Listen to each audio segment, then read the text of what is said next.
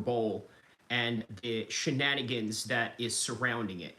Obviously, there's a lot of shenanigans that is surrounding the Super Bowl because everybody is divided into this whole thing of, oh my God, they have, people that are not speaking English or all these other weird stuff going on, right? Like as if it's some sort of requirement for a football game, which, by the way, to be honest with you, is 100% mostly American, right? You'll have a few foreign players there, but in reality, it's really just Americans, right, that are part of the Super Bowl.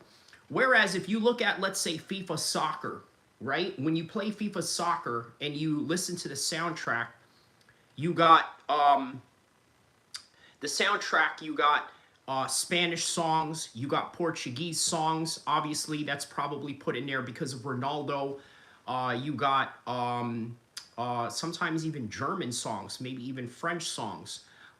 You definitely have English songs in there, right? In terms of like British rap, right? That's usually what you're going to get out of, let's say, FIFA soccer.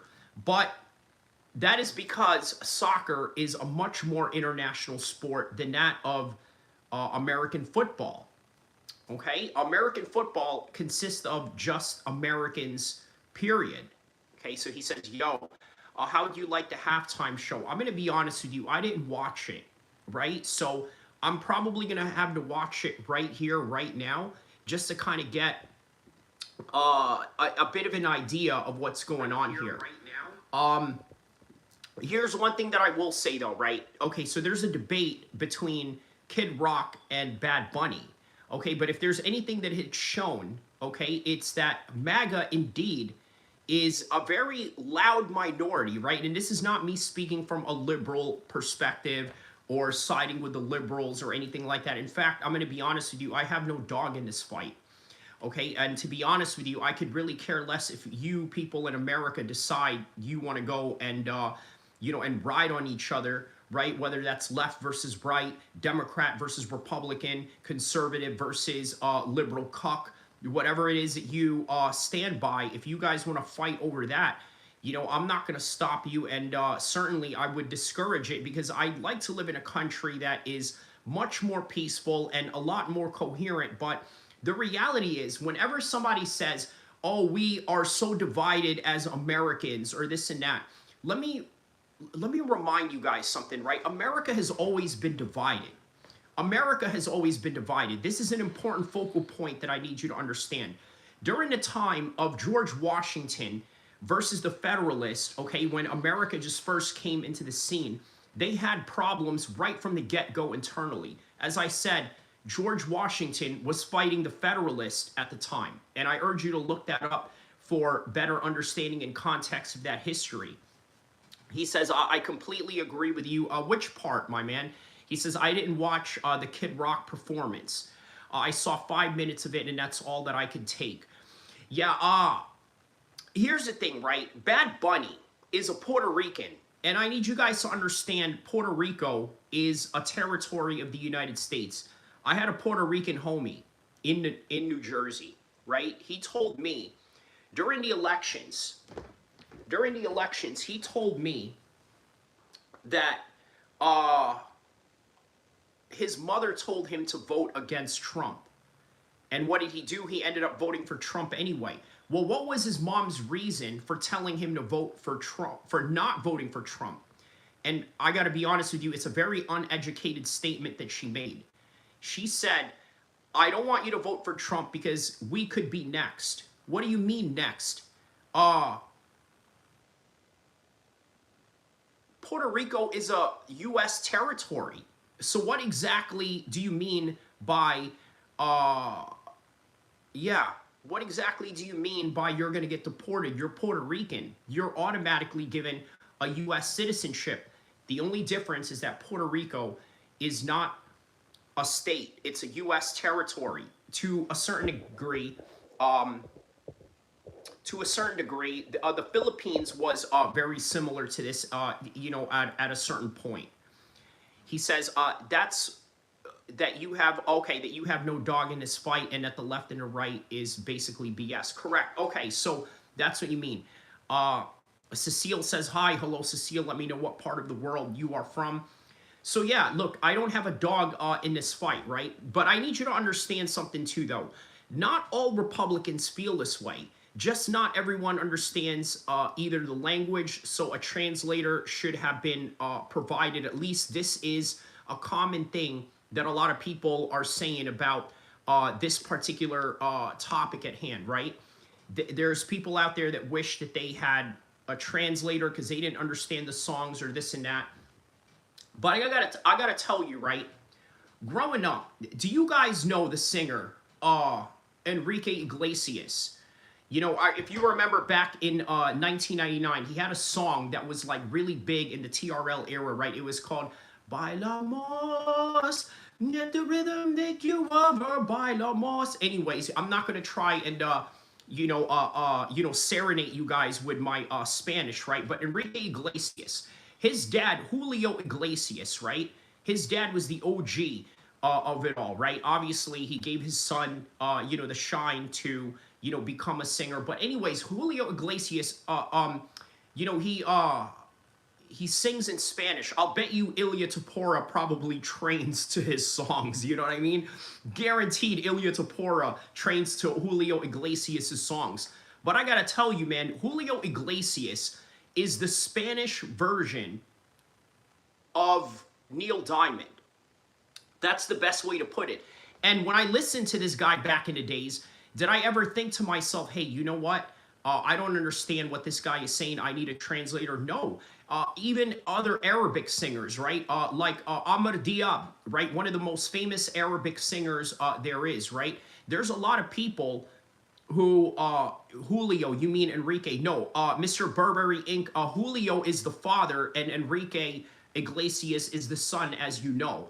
Right, so yeah, Julio Iglesias was because he does more Spanish songs than Enrique. Obviously, Enrique had to do English-speaking songs in order for him to garner a U.S. UK English-speaking audience, right? But yes, I am talking about Julio Iglesias, right? The father, the original Iglesias before Enrique. So yeah, But yeah, when I listen to this guy sing, I don't think to myself, man, I need a translator. Same thing when a lot of people that visit Egypt, right? There's a lot of tourism that goes in Egypt. And plenty of times when they immerse themselves into, let's say, the local culture, right? They often consume, let's say, Arabic, music. And this would be Amr Diab. Right? Amr Diab does not do any English-speaking songs. All of his songs are in Arabic. But for whatever reason, German tourists, English tourists, French tourists, whenever they are in Egypt, at least from what I remember back in the days when people were buying cassette tapes, right? They were out there buying cassette tapes and bringing it back to wherever they were from in Europe or the United States, right? They didn't say, well, I don't understand what this song is saying. I mean, you could probably guess that most Arabic songs are about, love making anyway, or relationships or this and that, right? Because, unlike American society, they are not a degenerate society like the Arab world where they have, where they don't have these problems. Whereas you have Nicki Minaj talking about, I don't cook, I don't clean. Yeah? How about that? You don't cook, you don't clean, huh? How about that? Go back to the kitchen. Anyways, but yeah, so listen. Yeah, I'm not on either side of this argument because I really don't care about any halftime show whatsoever, right? This year, I did exactly what I do every year in a halftime, right? I ate wings, I played video games, I barely watched the game, right? I highly recommend everyone do that next year, right? Stop letting it bother you. He says, what are we going to learn? And also, I'm from the Philippines. Okay, shout out to the Philippines, man. Shout out to you. I'm actually half Filipino. So you are in luck. You are in friendly territory, my friend. Let me know what part of the Philippines you are from. Today, what we're going to learn is we're also going to learn why Iran is going to be at war with the United States and why this is a bad idea. Okay, so we're also going to learn about that and a whole bunch of other things. HS Mix says, say no to Marxism, say no to socialism, say no to communism, freedom for Cuba's political prisoner, and freedom for Cuba. God bless America and the rest of the world. All right, well, there it is, my man. There it is. I hold your sentiments right there, right? Because, look, I'm going to be honest with you, right? I hate socialism. I hate communism. And that's only because I live a pretty good life in America, okay? Now, I'm going to be honest with you. If I didn't live a good life, if I was still living in the hood, if I was still living in Stockton, or if I was still living out in New Jersey, right, doing God knows what, I guarantee you I would probably be a socialist too. It just so happens that I happen to be in California. I happen to live in a very beautiful part of California. And as a result of that, I am going to have conservative values to certain things. But at the same time, I'm also not a radical MAGA tard. I'm also not a radical left-wing, nutcase. So HMEX says, thank you for reading my comment. Of course, man, you are more than welcome to be here. Victory says, the race whisperer crosses barriers once again. That's right, man. That's right. It is my obligation and duty to be on YouTube because I think the life experience that I have, Allah has blessed me with that in order to convey a certain message for people. Now, look, obviously, I'm not a prophet of God, okay? There's only, the Prophet Muhammad, there's Jesus, there's Moses, there's Abraham. I'm neither of those things, but what I am is just a communicator and somebody that can communicate to people about different variations of things, whether that would be world politics, whether that would be mixed martial arts or local politics, or even crime drama scenarios, which is something that I can absolutely, talk about in these particular subjects as well. Cecile says, Cavite. Okay, let me see what part of the Philippines is that. Is that in the north or south of the Philippines? Let me see what part of the Philippines that is. Because I have been to Boracay. I've done scuba diving in Boracay. So Cavite is located in the Calabarzon region, south of Manila. Okay, so you are in the northern part of the Philippines, which is obviously near Manila. So where is this exactly? So let's see here. Oh, wow. So you are literally right up in the spear of the Philippines, right? You are literally right on the top spear of the Philippines. So for those of you that are wondering where our guest here is at, right? One of the people in the chat, this is where they are from. So they are north of that city. So which means that you probably have American CIA agents in that part of the world, because that is near the South China Sea. Okay, north of the Philippines is south of China. So you better believe that they are using that particular strategic location to spy on the Chinese, and good for them, because somebody needs to put China in their place. Okay, so that's it. He says, freedom for China, God bless America and the world. All right, well, HS Mick, let me know what part of the world you are from. It would be a cool cartoon character. Okay, you're talking about the race whisperer. Bry Lee Smidley says, hi. Smidley, that sounds like a very English name. Let me know what part of the world you are from. Let me know if that is actually, what do you call it? Your real name, or if that is actually an English name for that matter. He says, okay, he says, my family and I are victims of socialism and communism, so I speak from experience. Okay, so are you of Cuban descent? Are you Chinese? Are you what country of origin you were from where you experienced socialism in some kind of way? Cecile says, wedding is wedding. I don't understand what you mean by, are you having a wedding, or is somebody going to, okay, I'm from America, New Jersey. Wow, okay, I am from originally New Jersey.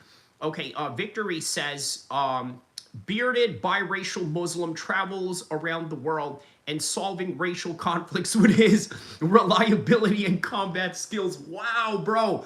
Yo, you absolutely just hit that on the nail right there, right now. I can't disagree with any of that. That right there is a matter of fact, right? You cannot disagree with that in any kind of way. I am a bearded, biracial Muslim who travels around the world solving racial conflicts. I don't know if listen, bro, maybe around the world, but I don't know if I solved racial conflicts inside California specifically, if you know what I'm talking about, right? If anything, I probably perpetuate it, right? And probably made it even worse when I made a video about Kendrick Lamar, getting getting some heat and some beef with some local Mexican gangs in Compton.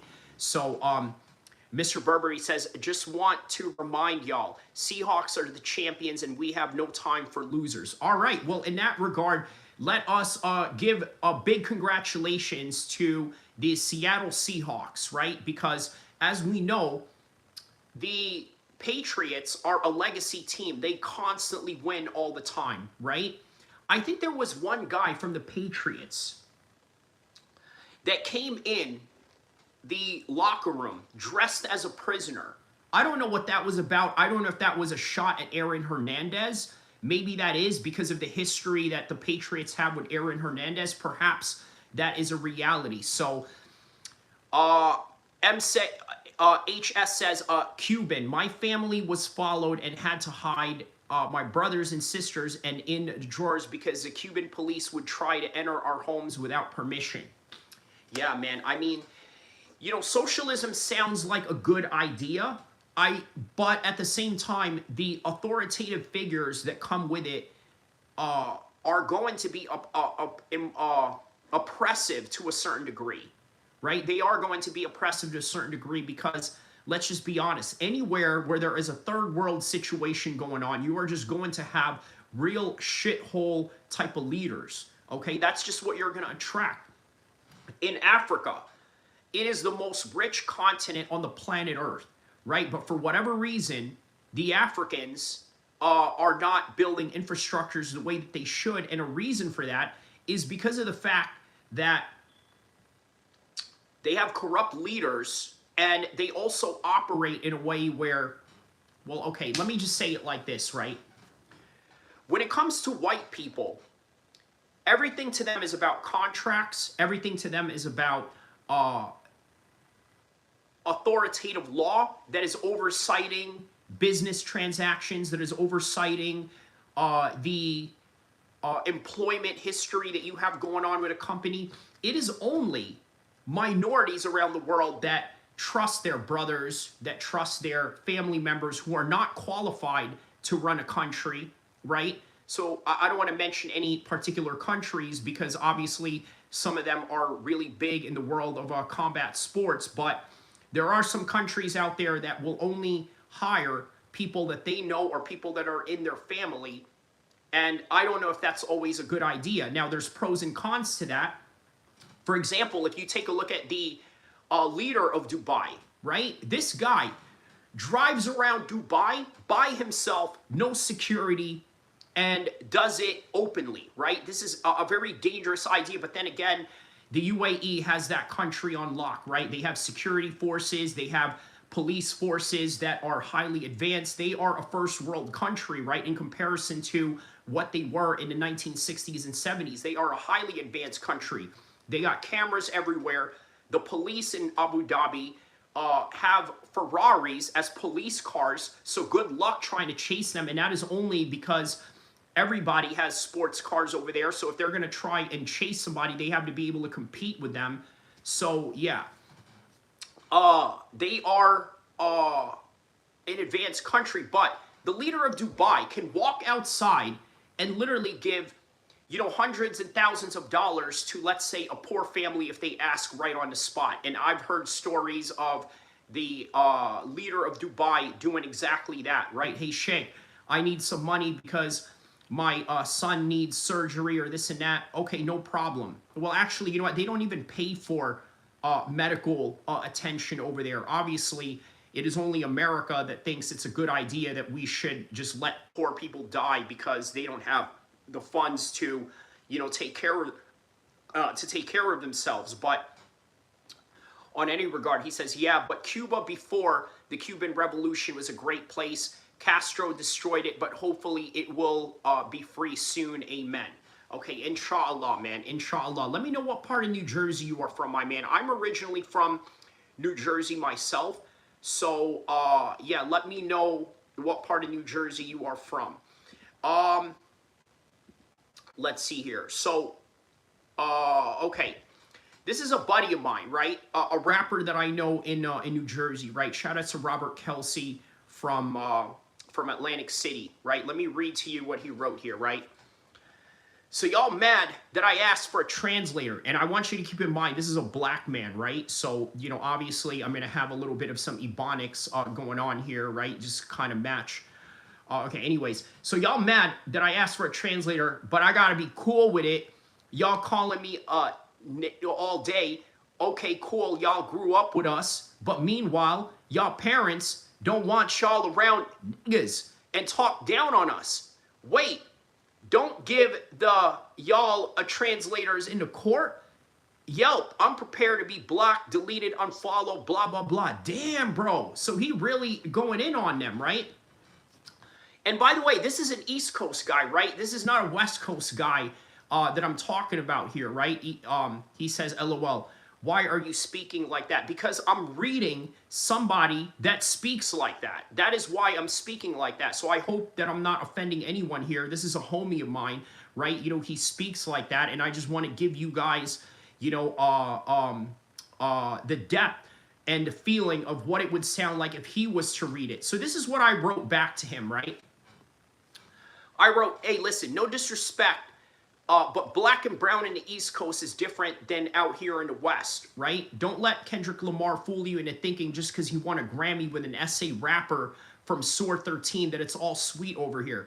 I got love for the essays, but this ain't our fight, Aki. Let them deal with it like we did in the civil rights of the 9/11 era.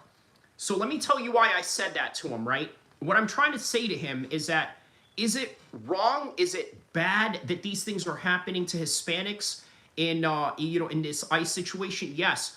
What I'm merely trying to tell him is that this is not our fight when it comes to Muslims and black people and things of that nature, right?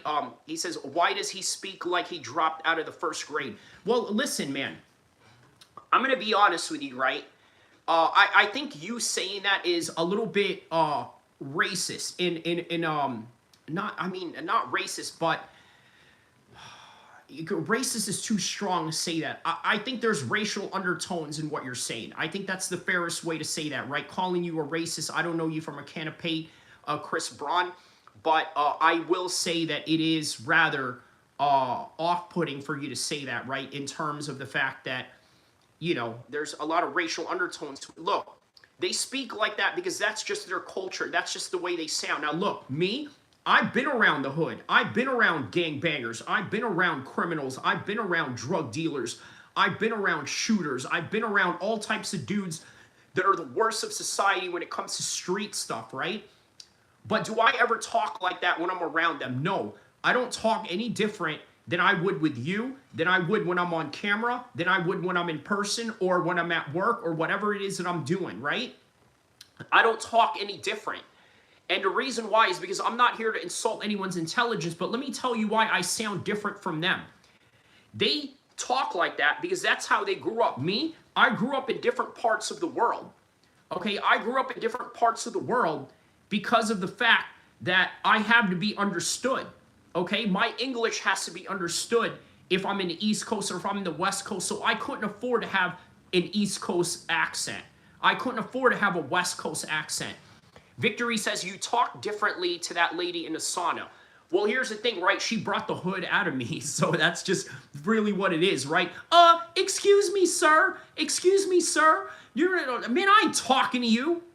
Stupid ass bitch. I ain't talking to you. You know, I'm really, you know, brought out the old school Crip in me, you know what I mean? Where you know what it is, the old school Crip, and they didn't give a damn about anything. If a bitch want to talk shit, bow! Like that. That's how you get down in some old school shit. But anyways, it really depends who brings it out of me. But for the most part, when I'm in the hood and I'm talking to the homies, I don't talk any different than I would to a white man or a person that's of a professional status or this and that, because I'm not here to insult anyone's intelligence. Okay, I think that if you were to talk differently from your original state, I mean, that right there is just literally, yeah, it's not the business. You know what I mean? You're just faking the funk. All right, let me read some this comment right here that's really interesting. He says, Bad Bunny didn't just do a halftime show. He brought his whole culture with him.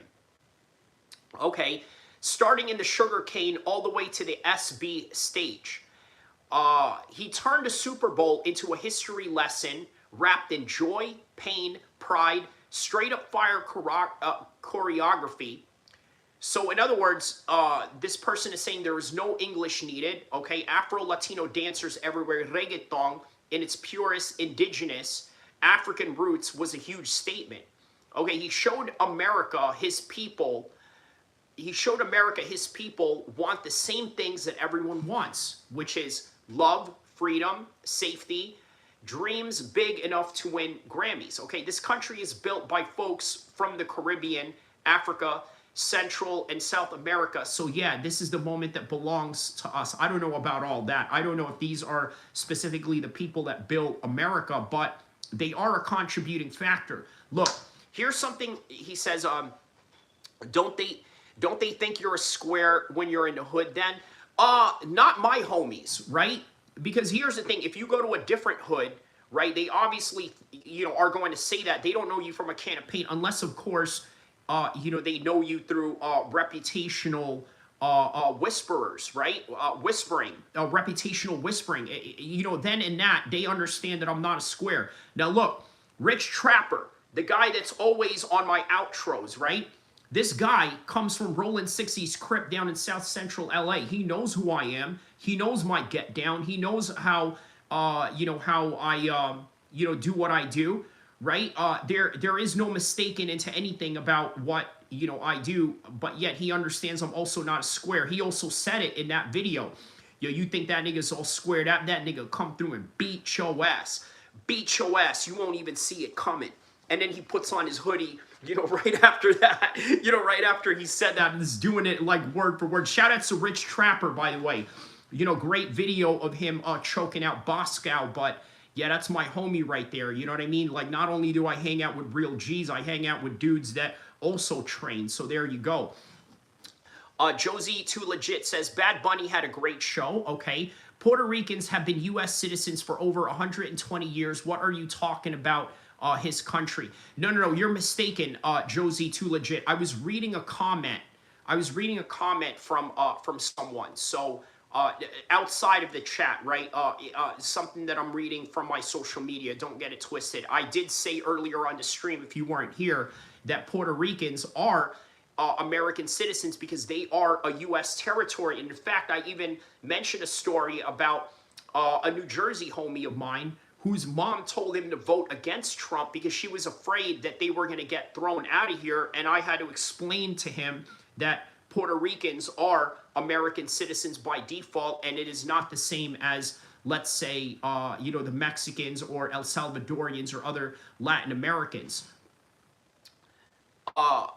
He says, South Central LA is anything special. Your friend is a poser. You're talking about Rich Trapper? Bro, Rich Trapper, is a legitimate Rolling 60s Crip, from, the school lineage of Big U. So I don't know what to tell you, man. You know what I mean? If you want to say that he's a poser, that he's not a real one or this and that, you can say whatever you want to say, but, the guy just choked out, a real blood member on camera. Okay, at a studio. They got into a street fight and he choked them out rear naked choke style. So I don't know what to tell you. That's not a real Crip to you. Like, what criteria? See, here's the thing, right?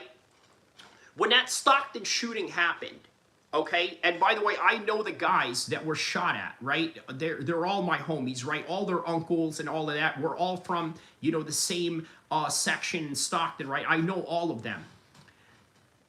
I'm reading the comments and I'm seeing these idiots talk about, yeah, MB Nell is not a real gangster or this and that. These guys are posers. What exactly is a wannabe? What exactly is a poser? First of all, they are verified gang members. They are investigated by the FBI. The FBI literally poured out all their resources to investigate these guys, right? Operation Kryptonite. I urge you to look up Operation Kryptonite. They literally went out of their way to go seek these guys out. So what exactly is a wannabe? What exactly is a poser, right? I think that a lot of you have this fantasy in your head of what a gangster is, like, because, you know, maybe somebody just, I don't know, look, let's be honest. This is the idea of what you think a gangster is, right? You think of somebody who's, let's be honest about this, who's black, somebody who is dirty looking, somebody who looks like they haven't showered in a week, right? This is what you think, you know, a gangster is supposed to look like, but, you know, that is further from the truth. I'm not going to speak any further on that because, you know, I don't want to overspeak on that particular situation because these are, you know, classified and important important subjects that would be better left unsaid. But anyways, good evening from Germany. Okay, so it is evening in Germany. Euro Scott, shout out to you, my man. What part of Germany are you from? Min says, for me, it was how perverted halftime has become right after the conspiracies were proven about the babies. Do you not follow the logic trails? Okay, that is interesting. Min, let me know what part of the world you are from. That is a very interesting take right there. Dusseldorf. Okay, so Dusseldorf. Shout outs to you from Dusseldorf. I had a homie that played basketball over there, but yeah, man, that's awesome. So, all right.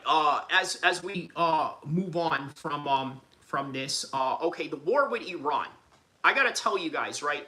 The war with Iran is imminent right now, and I think that it is the worst idea that the United States is engaging in right now. Okay, it's the worst idea ever. I'm going to tell you why. Number one, there is 90 million people inside Iran. 90 million. That's a problem. That is a serious problem. 90 million. On top of that, there's a lot of like America, there's a lot of guns in Iran. There's a lot of people that work for the IRGC. There's a lot of people that work for an insurgency force. It would be a bad idea. And in the mountainous terrain that Iran has going on, it's bad, bro. It's bad. And then on top of that, what is going to happen when American troops start dying? Right now, a lot of people are banging the drums of war against Iran, okay? But it's not a good idea because the minute an American soldier dies, you people are going to wish for America to pull out. And then it's going to be too late because then they are going to be in the business of regime change. And you know how that happened. It's going to be Iraq 3.0. And even worse, they didn't learn from their lessons from the beginning. It's the worst thing ever, right? But we'll get back more on Iran. He says, okay, in the Middle East. What do you mean by that? You just said one thing, in the Middle East. Are you saying you're in the Middle East via Dusseldorf, Germany? Or are you saying in the Middle East just to respond to what I am saying? Let me know. But all right, let's hear what Jesse on Fire has to say about this, right? He has some pretty interesting takes on this particular matter at hand, and I wanted to share this with you guys. Okay, wait, let's go back to this news. Okay, so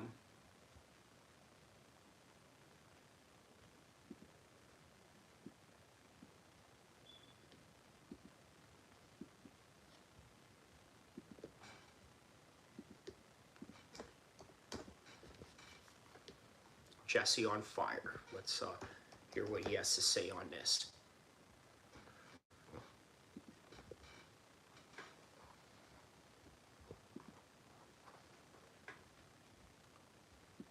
And the last thing that you guys see. So apparently, the halftime show for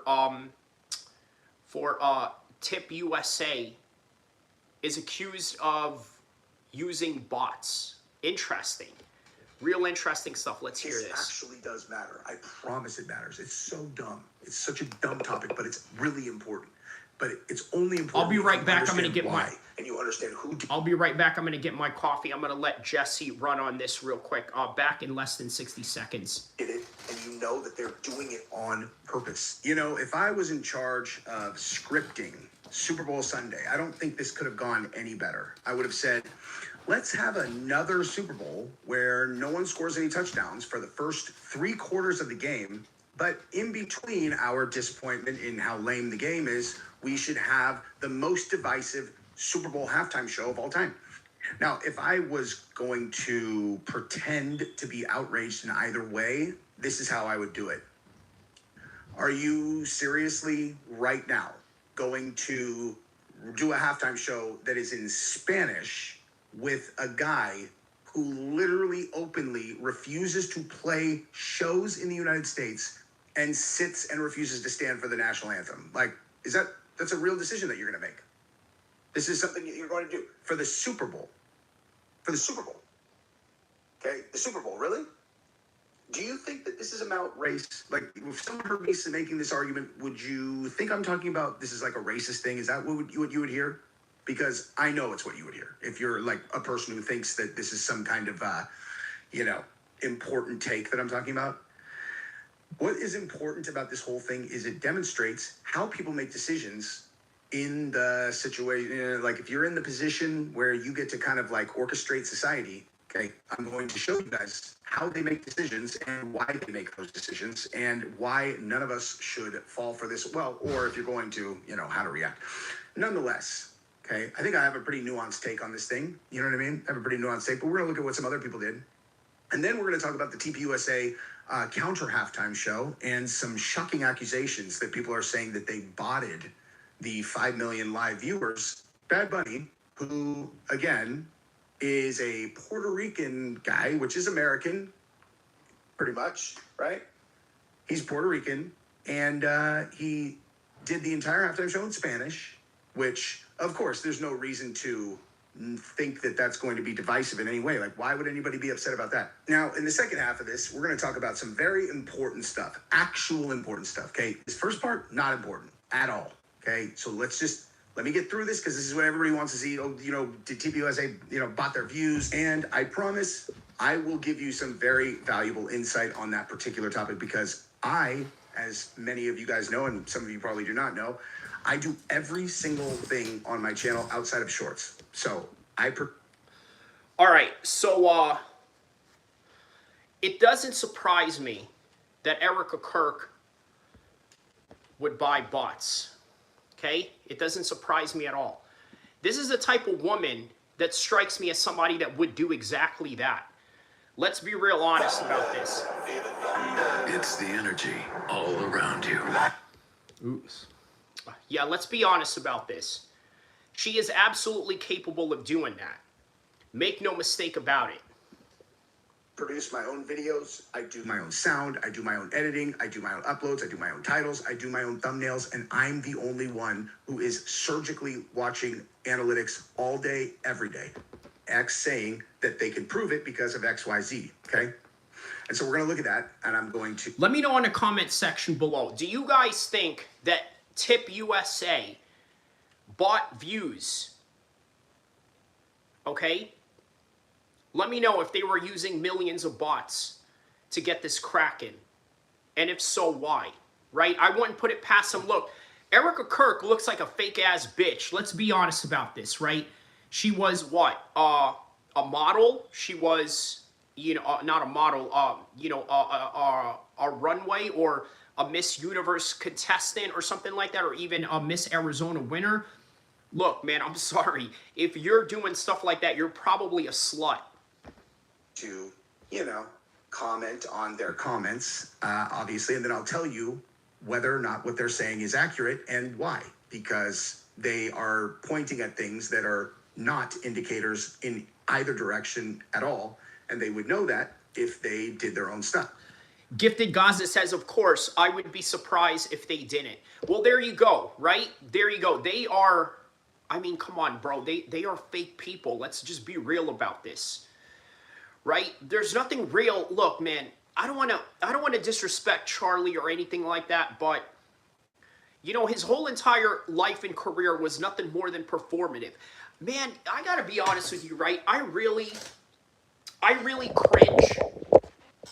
I absolutely cringe at the idea when people say the following, right? Oh, you know, a Charlie Kirk was my hero, especially fighters, right? I find it so weird that people in MMA will say that Charlie Kirk is their hero. How does Charlie Kirk relate to a very violent sport that we come from? And how is he an inspiration to you in that particular matter and regard?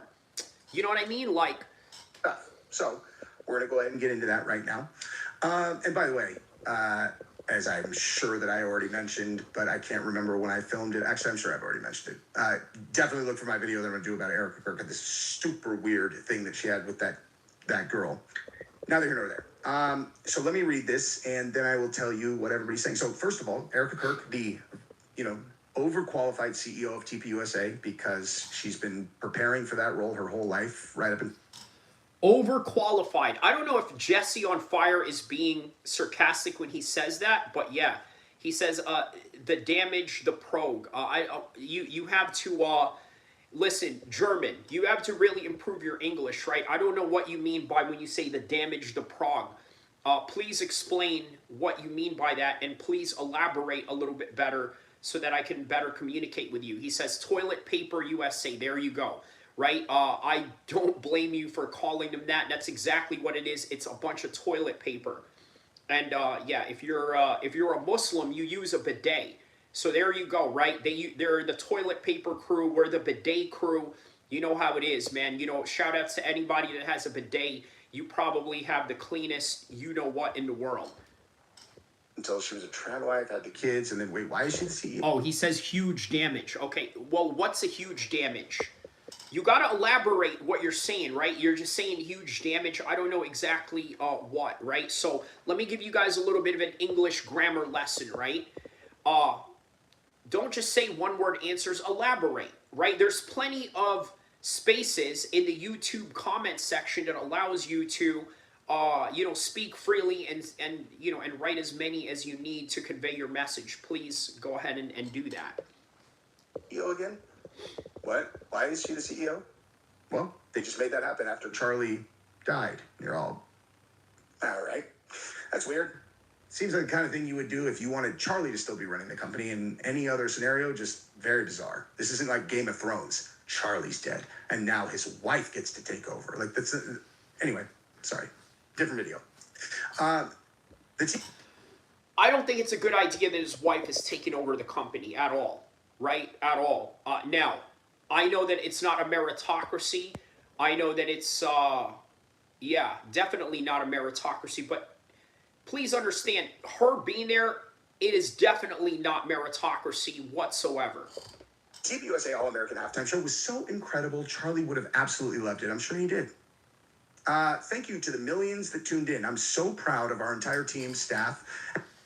Lisa McFarland says, you are all so MK Ultra ether that or demon possessed. Who are you talking about? Who exactly specifically are you talking about that you are all demon possessed? Are you talking about the people that I'm talking about? Are you talking about me? Are you talking about the people in the chat? You're going to have to elaborate a little bit better in order for me to understand the message you are trying to convey. And the artists who believed in the vision and mission. Kid Rock and everybody else, it's okay to love Jesus and your country. Very true. I'm not sure if they necessarily said that it wasn't okay, but I understand why it certainly feels that way. Ultimately, this is... So that's weird, right? They're saying, yeah, you need to love your country, this and that. No one has said that about the Bad Bunny performance or anybody that's involved in the I don't know, man. It's just so divisive. Everybody wants to use any little thing as to say, well, you're on that side. You enjoyed the Super Bowl. You must be a lefty. You enjoyed the halftime. You must be this. You must be that, right? Like you somehow build up these labels for people based on the actions or whatever it is that they like or don't like. And it's a real stupid thing. But then again, Americans are easily fooled by tribalistic sentiments to certain things, and this is just a further proof of that. What it's all about, making heaven crowded. I love you, Charlie baby. That's all for you. Now, I will just be totally honest with you guys. As soon as I see that like making heaven crowded thing now, I'm like, ugh. And if you haven't caught my coverage on that, it's because one of the main keynote speakers is involved in a lawsuit where the reason behind the lawsuit is a level of evil that I just literally couldn't possibly exaggerate, even in the middle of us examining the files that you know about. It's like, that would fit, even though it's like a different group, just fit right in. Just fit right in. It's like, this doesn't bother you that this guy was involved? Euroset says Charlie became provocative to turn people on each other, which is exactly what Hitler did. What his head of propagandist, the separation for the halftime show is just attempting to separate people. Well, there you go, right? If there's anybody that's going to speak on Nazi Germany, for sure Euroset is definitely the guy to do that. Being a German guy, I mean, I'm sure you probably had family members that were in World War II, right? For whatever unfortunate or fortunate situation that may be. Chris Powell, he says, when you move from one country to another, you are expected to assimilate, and that means their language, their culture. That means you don't use yours anymore. Okay, so here's the thing that I want to address with that, right? No one said that you are allowed to. No one said that you're not allowed to speak your own language, because it's not illegal. Okay, now, in your particular notion that we have, look, here's the thing, right? This doesn't apply to me because, obviously, I speak English a whole lot better than most white natives. Okay, that's the God honest truth. So you're definitely not talking to me, right? But that is my own personal choice. It was my own personal choice to speak perfect English so that wherever I am in the United States or wherever I am in the world, my message and my speech can be understood with clarity. Okay? I made that as a conscious choice. Now, Marty has mentioned that my accent sounds like a Midwestern newscaster. Well, a lot of people in Hollywood, guess what type of people that they really look for when it comes to, let's say, a person that speaks perfect English? It's actually the Midwestern type of English, because it doesn't have a longhorn, foghorn accent that goes along with it. You don't sound like Bryce Mitchell, right? It's not, a West Coast accent where you sound like a surfer, dude. Yeah, and then sometimes, if I start talking like this, maybe you're not going to understand what I'm going to say. But I wanted to create a speech pattern that was understandable for everybody, and even people that have harder time understanding English. Okay, if people don't want to assimilate while they come to this country, that is your own choice.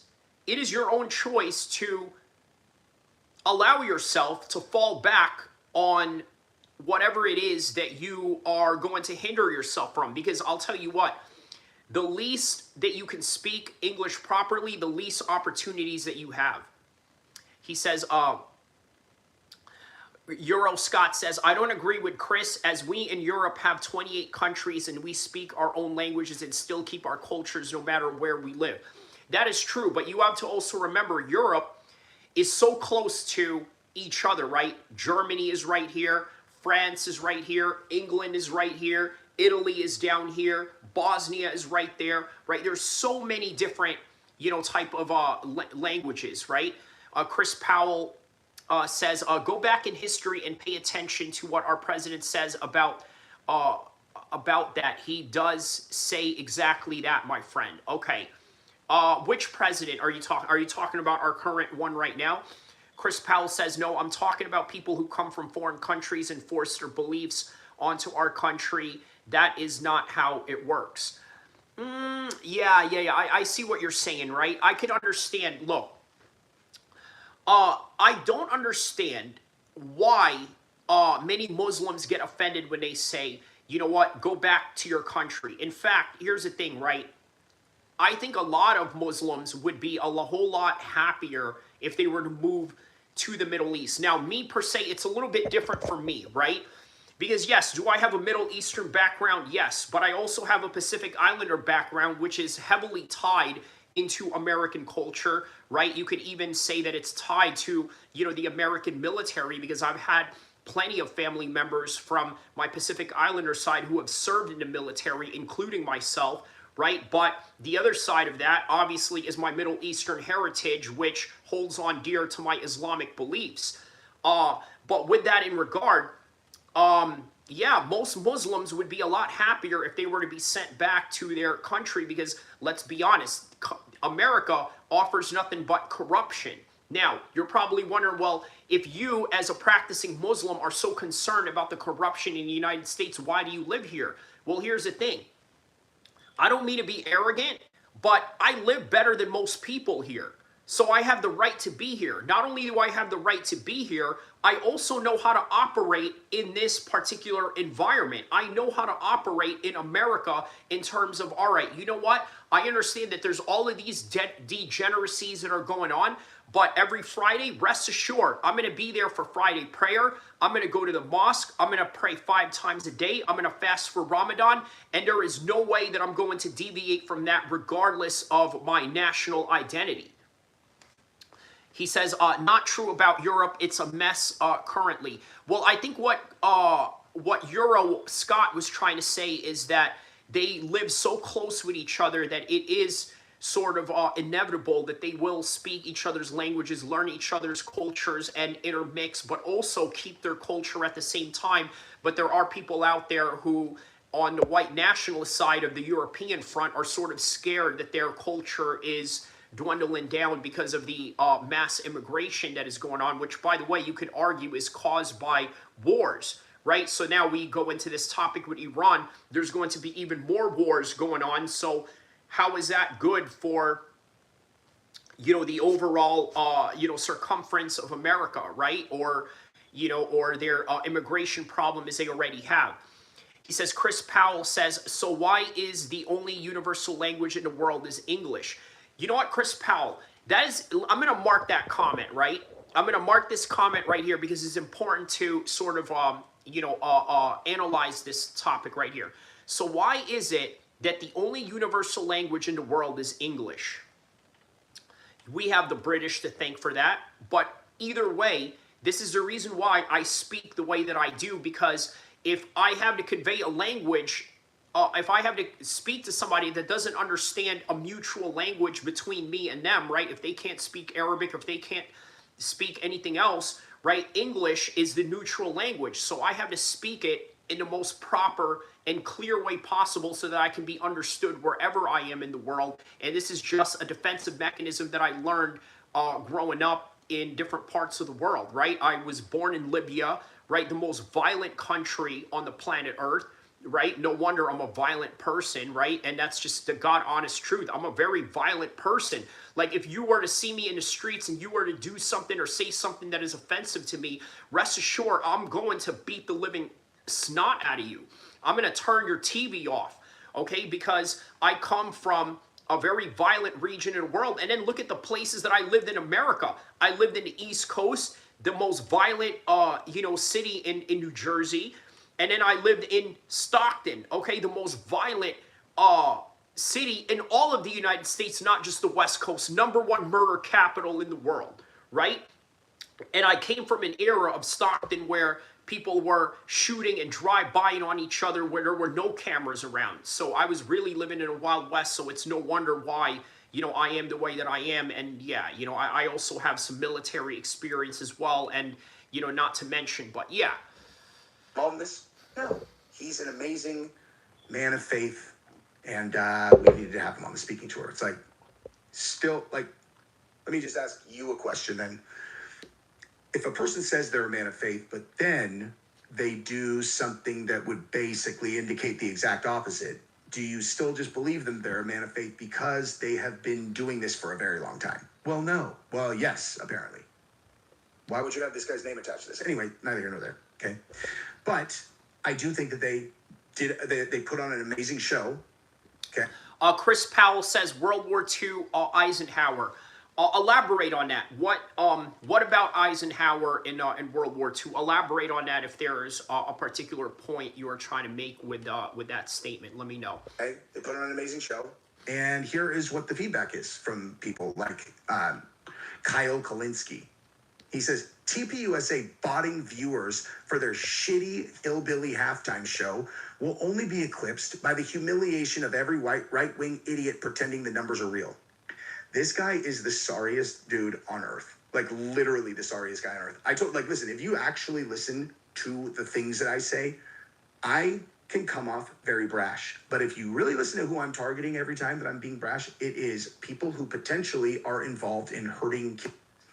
He says, oh, I know my history. I'm just asking you. No, I know. But what about World War II? What was that? Because remember, I'm talking about like multiple different subjects at once. So, I'm trying to catch exactly what you were responding to, if there was a particular thing that I said or something that you're trying to convey at the same time. But yeah, just let me know, why you mentioned Eisenhower and World War II and what is that in reference to, just so I can get full context and give you the best possible explanation. Okay, so Chris Powell says, well then you should understand when you move into another country, you should assimilate their cultures and beliefs. You know what? All right, here's the thing, right? Most Americans, when they go to Mexico, right? Do they assimilate in some kind of way? I would say a little bit, right? They dance the mariachi. They do all that, right? Like you see, like just, like these weird square ass white dudes, from the Midwest. Oh, I'm sorry, not to pick on you, but I'm just, mentioning just something random, right? They're doing the mariachi while they're down in Mexico. They try to speak Spanish. By the way, man, I had a few essays the other day, right? I don't mean essay as in writing essay. I'm talking about essay as in like, a Hispanic gangster type of dudes with bald heads and tats, right? I tried speaking Spanish to them. One dude said to me, you speak Spanish like a white boy. I'm like, well, do you realize that it's a white language. Spanish is a white European language. But anyways, you're right. Americans do assimilate wherever they are. I've seen a lot of Americans travel to the Middle East, right? They wear the all-white robe, galabeas, and this and that. They start speaking Arabic, a little bit of some broken Arabic. They're like, hey, kayfa halik, kayfa halik. You know what I mean? I'm trying to sound American while trying to speak in an Arabic, in a non-Arabic accent, but an American accent at the same time. But yeah, the Americans do that, right? They do that when they travel. But here's the thing. The majority of these Americans who have the affordability to travel are usually very educated Americans, right? And let's be honest, when we talk about educated Americans, the majority of them are liberal. How do I know this? I went through the university system of the United States. I've been to college. I've seen the type of colleagues that I have, the type of classmates that I have in these fields. They are all mostly liberal. The professors were liberal. The students were liberal because they never really had ideas of their own, and a lot of them were very young. So as a result of that, they really just don't have their own ideas. Plus, here's something, very interesting that I'm going to reveal to you guys, right? I got my college degree, my bachelor's degree at 37 years old, right? Now obviously there was a lot of different things that I did in my life prior to that, right? Whether it was military, selling cars, or MMA, I was doing other things, but I got my degree really late in life. So we're talking about, 37, I was 2022, right? When I got my college degree at 37 years old. So you got to remember, I was in a completely different mind state than a lot of these young liberals that were there. And then obviously while I was there, a lot of my classmates that I was cool with, they were actually, a lot of them were right-wing white dudes, you know what I mean? And then on graduation day, you're like, yeah, man, we can say F this or this and that, F the liberals or this and that on graduation day because they can't, affect our grades at this point, right? So, you know, I've been around that. I've seen the cultural shift and all of that, right? I seen one chick, you know, in one of my groups that I had to do, right? She was like talking about her boyfriend or whatever and how proud she was of like, yeah, I don't cook, I don't clean, like doing all of this, you know, Cardi B, you know, rap line that, you know, promotes degeneracy and all that. But anyways, yeah. And people who are... Yeah, so what I was saying is that Americans, I will say, are pretty good at assimilating to different places that they are at, right? And primarily because the majority of these Americans are left-leaning. Now, there are right-wing Americans, right? The George Bush types, right? The ones that have been to Harvard, that have been to, you know, these Boston universities, the ones that work in Washington, D.C., right? They are what I would call globalist Republicans, right? Because the type of republicanism that Trump is pushing right now is sort of like nationalist Republicans, whereas the Ronald Reagan and the George Bush era was sort of like this globalist type of Republican where they know how to interact with the world because they come from a highly educated background. I'm going to be honest with you. I think Trump dumbed down the entire white race of America. And I hope nobody is offended by saying that because, quite honestly, like, he is against college even though he sends his kids to Ivy League schools, right? He expects these people to, you know, somehow take up these same beliefs, but yet he sends his kids to college before they could even run his company or run his hotels that he has around the world. Intentionally divisive. I like to bully bullies, okay? So, like, a comment like this, you're like, what are you talking, like, what?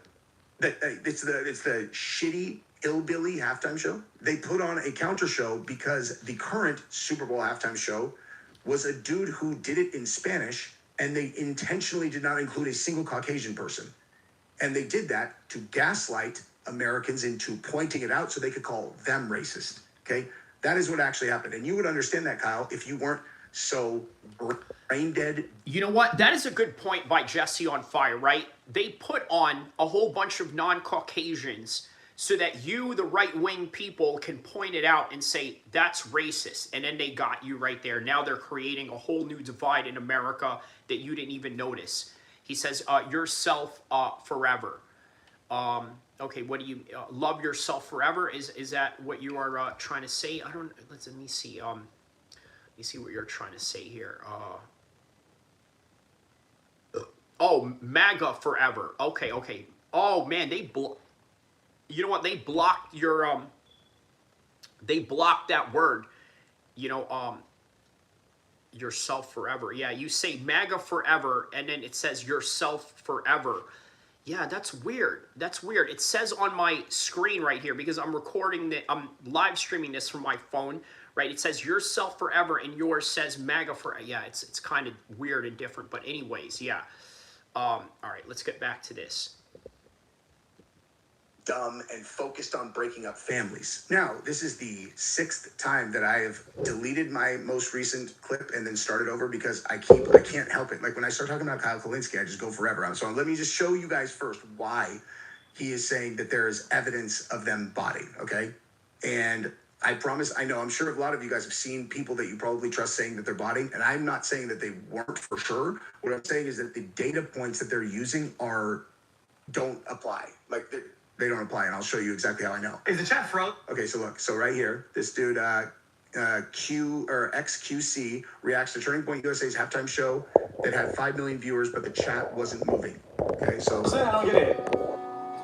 Okay, so like you see right there, it's not, I can't play the music because it'll, you know, they'll steal the money. Jesus. Okay, so look, it's frozen. Okay, it's frozen, and you can see the hearts are going, hearts are going, but this is frozen. Okay, and so Kyle Kulinski, genius investigator, is like, oh my God, there's no one chatting, dude. There's no one chatting. And they say they have 5 million people on there. Are you serious? Oh my God, they're so caught. You moron. Okay. How many people do you think were watching? 0? Do you think 0 people were watching? Smart guy? Okay. If you can obviously know that if like regular normal YouTubers could pull up to like I mean, dude, I've seen guys that are like channels that are my size that stream consistently, doing 20,000 live viewers consistently lately. You're telling me that 20,000 live viewers could be on, like, that you think they couldn't pull 20,000? Have you ever seen 20,000 live viewers with like where no one is live chatting? Okay, it's frozen. The system is frozen, obviously. Okay, like that is a 0% indication. Matter of fact, if anything, that might be an indication that there are 5 million users and it broke the system. That's true. That is absolutely true. Look, sometimes my chat gets frozen as well, right? Any real YouTuber will understand this, right? This is a fact. This is a fact, right? A Romeo says, "Ne bro, Ne bro." Explain what you mean by that, but on any regards. All right, let's go. System and froze it. Okay, but I mean, let's be honest. This guy pretty much summed it up pretty much perfectly. Is this how you spend your time, trying to take down the? Oh, well, I don't care about better or worse, but like trying to take down another. It's like this is really, Kyle. This is what you want to do. Do you think that there's a single person on earth that couldn't have predicted that your your input into this was going to be to shit on TPUSA, and then that's it? Actually, you weren't going to say anything good about Bad Bunny. You were just going to shit on the other side because that's all you do. You are a net negative. Bottom line, to society, you are a net negative. There's just no conversation there. Okay. Now, what's funny is that if you were paying closer attention, what you would recognize is that your number one issue, the only time that I hear him talk about anything where I'm like, oh, the guy kind of, at least he's very well researched. I never talk about the Middle East because I don't know anything about it. I don't know what's going on over there. I don't take sides because I don't know. I don't pay attention to like international affairs, generally speaking. I only pay attention to what's going on in America because all I care about is America and Americans, period. And with that, let us transition into the war in Iran, right? We're going to go back to the Super Bowl, but first we're going to get back to the war in Iran, okay? Let's take a look at what is going on in Iran. Let's see here.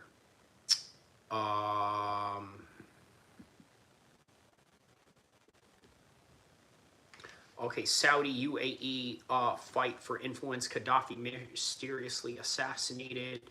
Okay, let's see here. All right, here we go. Let's hear this out right here.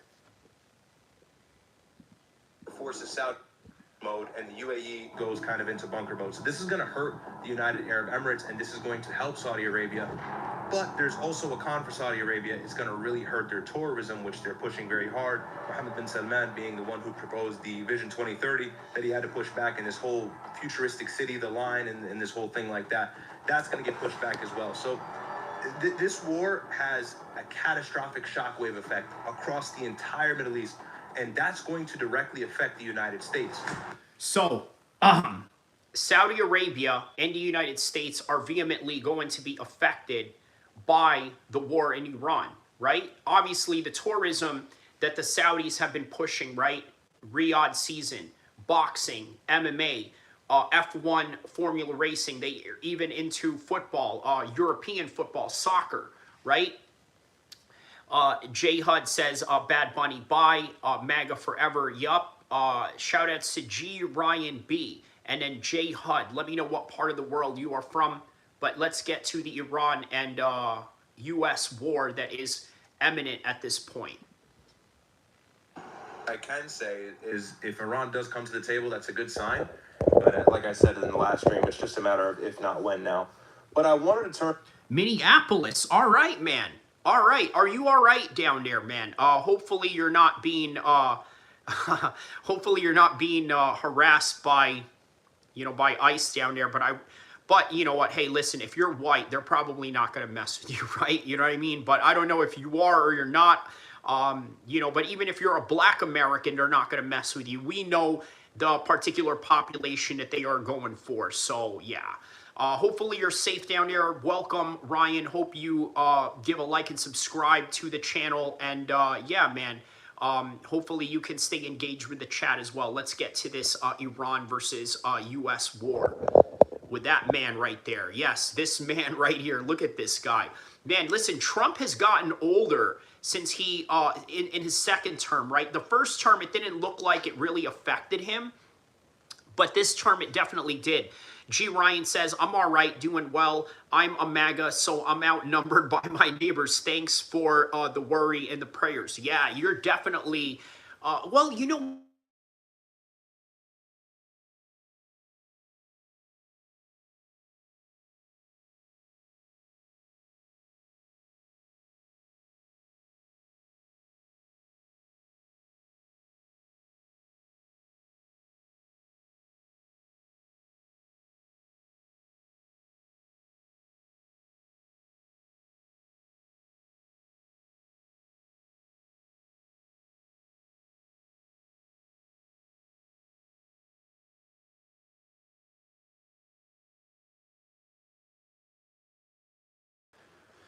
all right, here we go. Mic check, 1 2 1 2. Mic check, 1 2 1 2.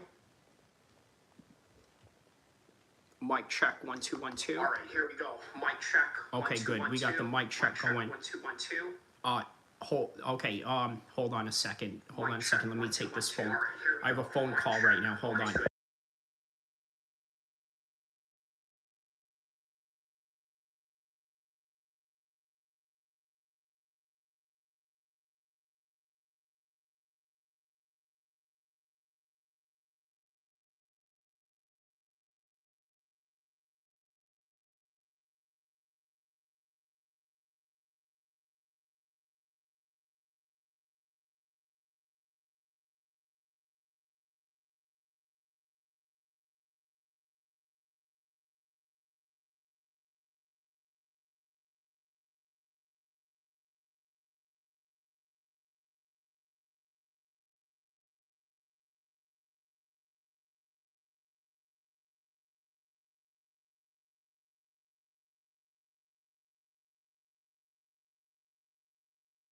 All right. Sorry about that. Had to answer a phone call real quick. Okay, let's get back to this right here. I don't have bandwidth, okay? A phone call real quick. Only time I even really pay attention is like, oh, we're going to go to war. I'm like, Okay, wait. Let's read this particular comment right here. RH says, back in high school, I played trombone in a band. 2 decades later, mom calls. She found it in her attic while fixing a leaky roof. Now it's a rusty trombone. Huh. Okay, well, that's an interesting story. What is that in regards to? Is that just a random story you wanted to share? Is that relatable to anything in particular? Let me know. And then he says, Trump 2028. Well, I hate to break it to you, but you're only allowed 2 terms in America. And after those 2 terms, then you're basically done forth after that. But just so you know, right? So if you're saying Trump 2028, I think what you're really meaning to say is JD Vance 2028, because that is the next man up. So, all right. Hold on a second. Okay, let's get back to this. sorry, say what? They're like, yeah, we're going to go to war. It's like, well, I feel like I could probably share my opinion on that. But outside of that, right? Kyle sometimes sounds like he had... All right, so let's get back to the war with Iran. Yep.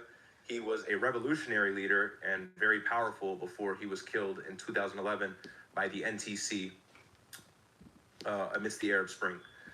Okay, so this is talking about Gaddafi, right? Now we are looking at the recent killing of Libyan, former Libyan president's son, Saif al-Islam Gaddafi, right? Who is 53 years old, by the way, right? So, yeah, a man that's from my generation, I presume. Okay. But it reads here, Libyan prosecutors... But obviously 53 years old, I'm 40, going on 41, so yeah. ...say they are investigating the killing of Saif al-Islam Gaddafi, son of the country's longtime leader Muammar Gaddafi. The 53-year-old, who was once widely seen as his father's heir apparent, which means his successor, was killed during a direct confrontation with 4 unknown gunmen who broke into his home in the city of Zintan, his office said in a statement. The victim died from wounds by gunfire. Libyan prosecutors said on Wednesday, adding that, I can say is if Iran does come to the table, that And the BBC reported on it, as well as several other mainstream sources. Titled here, Libyan prosecutors launch probe into killing of Gaddafi's son. If you guys don't know who Muammar Gaddafi is, he was the former leader of Libya. He was a revolutionary leader and very powerful before he was killed in 2011 by the NTC amidst the Arab Spring.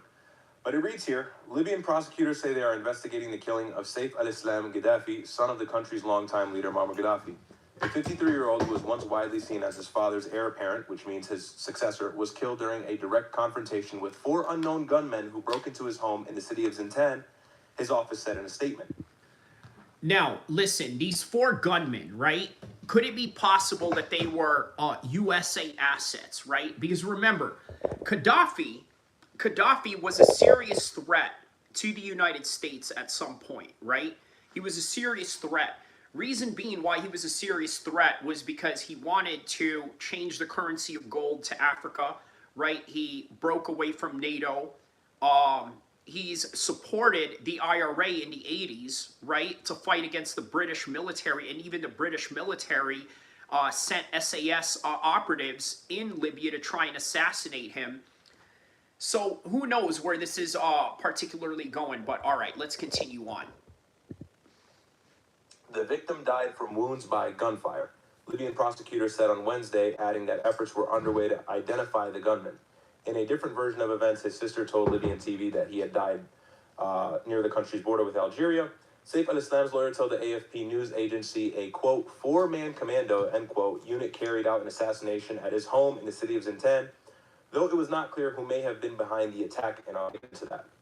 The public prosecutor's office said forensic experts had been dispatched to Zintan in northwest Libya to conduct investigations. Saif al-Islam was long seen as the most influential and feared figure in the country after his father, who ruled Libya, so on and so forth, was killed in 2011. So let me explain what Saif means, right? It means the sword, right? So his father, Muammar Gaddafi, named him the Sword of Islam. That's a powerful name, man. The Sword of Islam, Gaddafi. His whole entire full name. That's crazy. What we have here, and I'll stay screen sharing just for a moment because there's a couple other articles I want to show you guys, but what we have here is obvious intervention. Now, in terms of the assassination, I'm just speculating. There's no real evidence yet as to who could have been behind this, but if we follow the direction of the wind or we see where the wind is blowing, we can gain a little bit of a better idea. It's really important to understand that this is a direct sign or implication of the war that's imminent in the region. And here, actually, I'll go full screen for you guys. It's important to understand this is an implication of the war that's imminent. I think one of the reasons why this could have potentially happened is it seems that proxy groups, which I'm about to name, are gearing up to grab as much control in the region before everything turns to turmoil. As Khamenei said in a statement, I think 2 or 3 days ago, this is going to be a regional war, and he's completely right, and it's precise, and I'll tell you why. First things first, the UAE is on an aligned axis with Israel, meaning that they're serving Israel's benefit and their favors in the region. This has been evident with Sudan, this has been evident with Somalia, and now this is evident with Libya. Why? I'll tell you why. One of the leaders in the Middle East, his name is Abdul Hamid Dbeibeh. This guy is supported by the West, and he's the current interim prime minister of Libya. He just signed a $20 billion oil deal with 2 major oil companies, one being based out of France and then the other one being based out of the United States.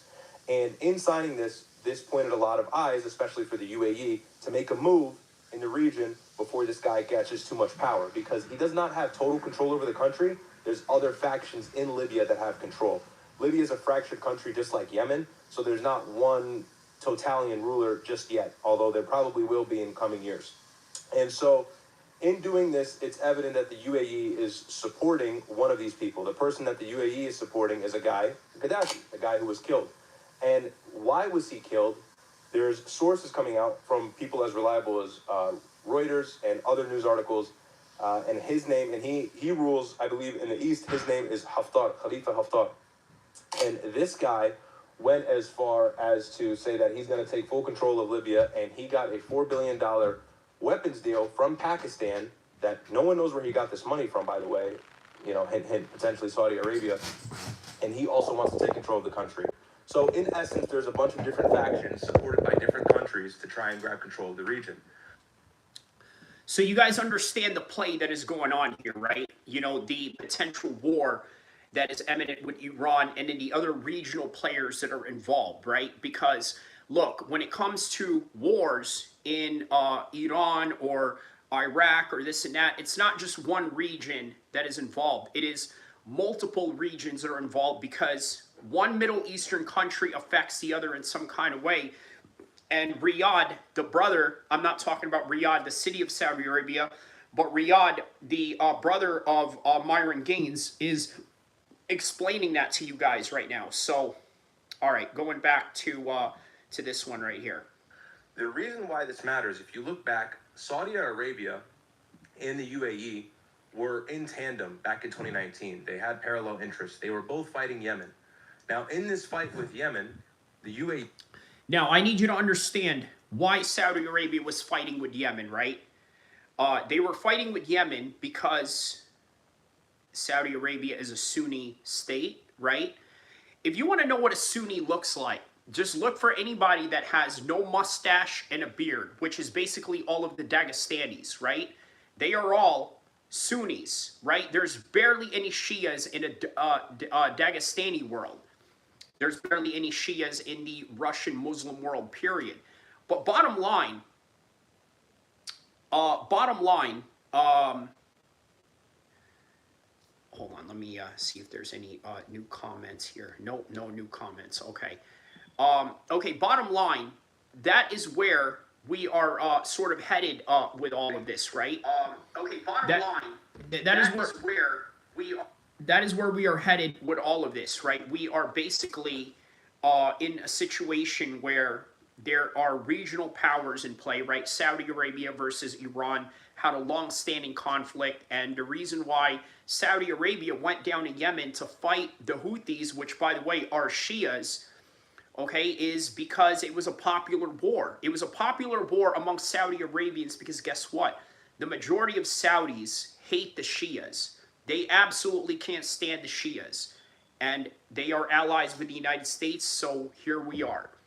Right? And then also, there's this common conversation that goes on with a lot of anti-imperialists, right? They sort of see Iran as the champion of anti-imperialism in the Middle East because if you think about it, the Sunnis are in line with the United States.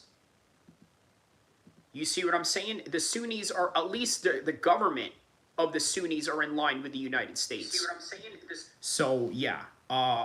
He says, you are obsessed with that RH. You are obsessed with that RH. What are you, oh, okay. I think you just deleted what he said.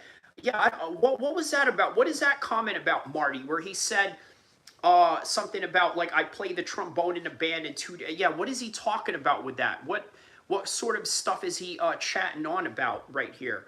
But all right, anyways. Sunnis are at least okay. He had split off from Saudi Arabia. They were initially supporting the central government in Yemen. Saudi Arabia and Mohammed bin Salman did not want the Houthis, which is the Iranian-backed proxy, to get too close to Saudi Arabian borders. And so he started arming soldiers in Yemen, as well as bombing the hell out of Yemen with weapons that he received from the United States. I think he was the biggest purchaser of weapons in for the United States in 2018. He started bombing the hell out of Yemen. UAE backed him here. The UAE slowly but surely pulled away from that military support in the north of Yemen. Why? I wonder why. They have a certain relationship with a certain country that we've said several times here. And so the UAE started supporting rogue militant groups in the south. These rogue militant groups in the south were fighting the Houthis and the government at the same time. So now you've got the Houthis fighting this government in the south, or these governing factions in the south, that is supported by the UAE, and at the same time, you've got the central government being supported by Saudi Arabia. Everybody's fighting everybody. This is why Yemen is so fractured. It's a very difficult war or situation to understand, and it's confused a lot of people, but there's several different proxy wars going on. This did one thing, though. This actually, and this was the mistake of Israel, this eased tensions for the Houthis, because the Houthis went back, looked at the bigger picture, and said, well, wait, Saudi Arabia and the UAE are fighting on our land right now. That's why the Houthis have been able to strategically survive despite all of the international attention to remove them from power and remove their military assets, because there's infighting in Yemen by the UAE and Saudi Arabia, which is... And by the way, you would think that it is imperative for the United States to take out the Houthis, right? The reason why they need to take out the Houthis is because, if you remember, there were some cargo ships that were raided not too long ago, if you remember, right? They were done by the Houthis, right? This affected the commerce trade and the international trade with a lot of people that were involved in that particular region. So this is why they're not going after the Houthis, because they are operating in an area that is saturated with infighting.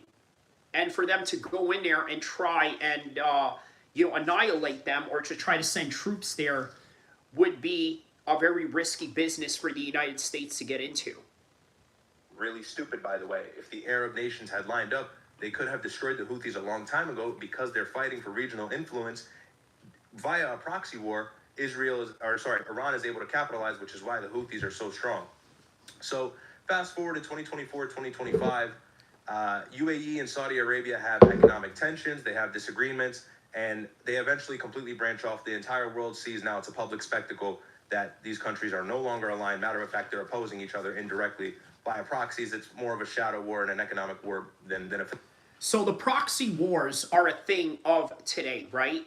This is why I think if the United States really wants to go after Iran, they have to do it in a small operational manner, special forces, reconnaissance teams, not full-blown infantry and platoons and brigades and a whole huge group of people with tank units, with artillery units, with battleships from the Red Sea moving on to the Mediterranean Sea. It would be an absolute mess. It would be an absolute mess for them to get into something like that. Physical one. Regardless, what we see today is the UAE is fighting for control in North Africa. So that's going to be Sudan.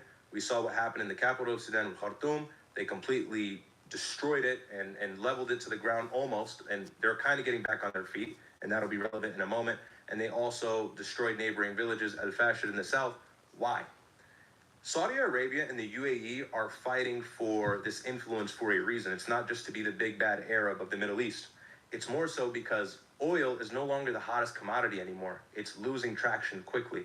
The world is moving away from oil, and it's exponentially losing value probably in the next... And this is also the reason why Saudi Arabia is operating in a matter where, you know what, we're going to build tourism, we're going to build boxing fights, we're going to build F1 formula racing, we're going to do all of these things in order to sustain our country's economy. Now look, the other thing that Saudi Arabia has going on in terms of economy is the fact that they are the custodians of the two holy mosques in Islam, which is Medina, okay, the city where the Prophet Muhammad resided at, and also Mecca, which is the capital of the Muslims around the world, where Muslims gather on a daily basis, and if not a yearly basis, to do Hajj, right? And that's a lot of money that the Saudis are making, right? In terms of, people doing Hajj. But yeah.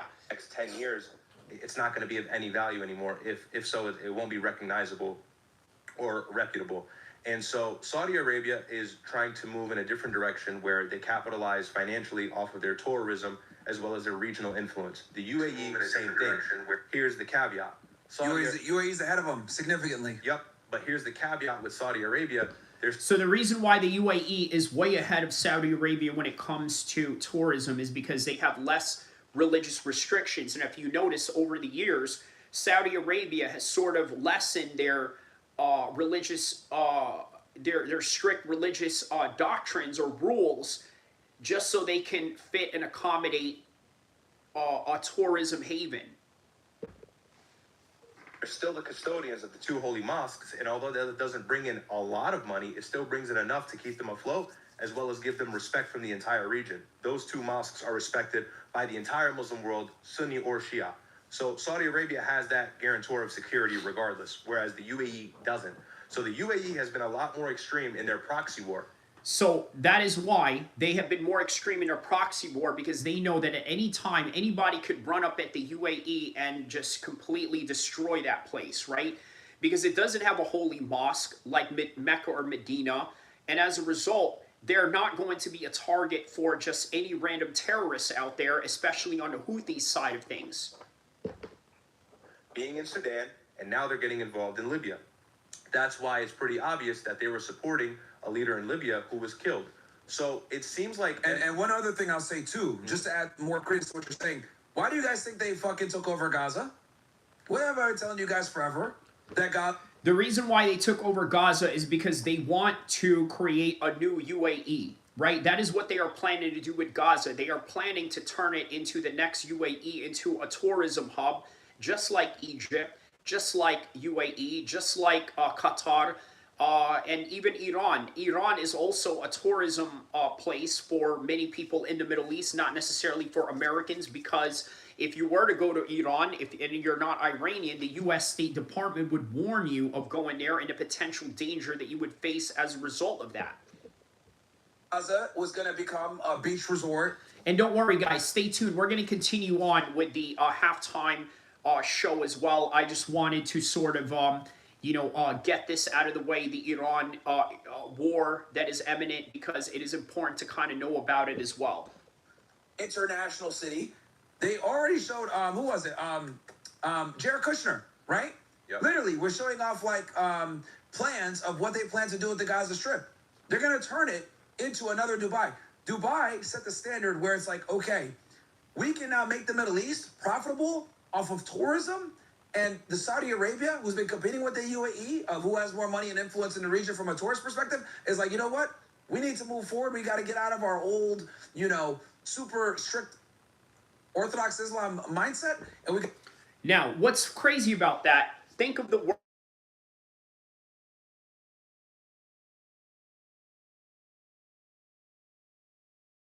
The caveat with Saudi. Okay, mic check 1 2. Mic check 1 2. Okay, mic check. Okay, good. We're good. We're good. Okay, hold on a second. 1 2. Hold on a second.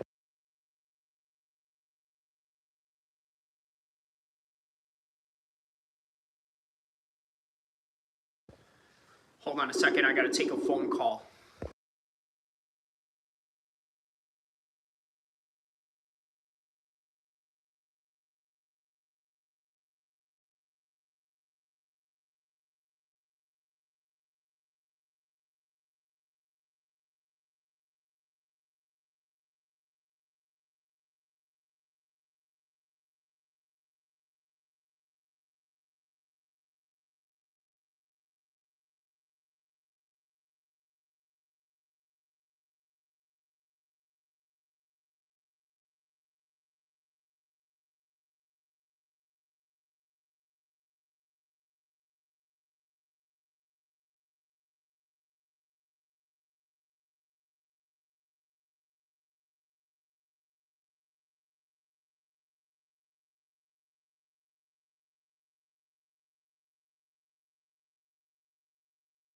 All right, let's get back to this right here.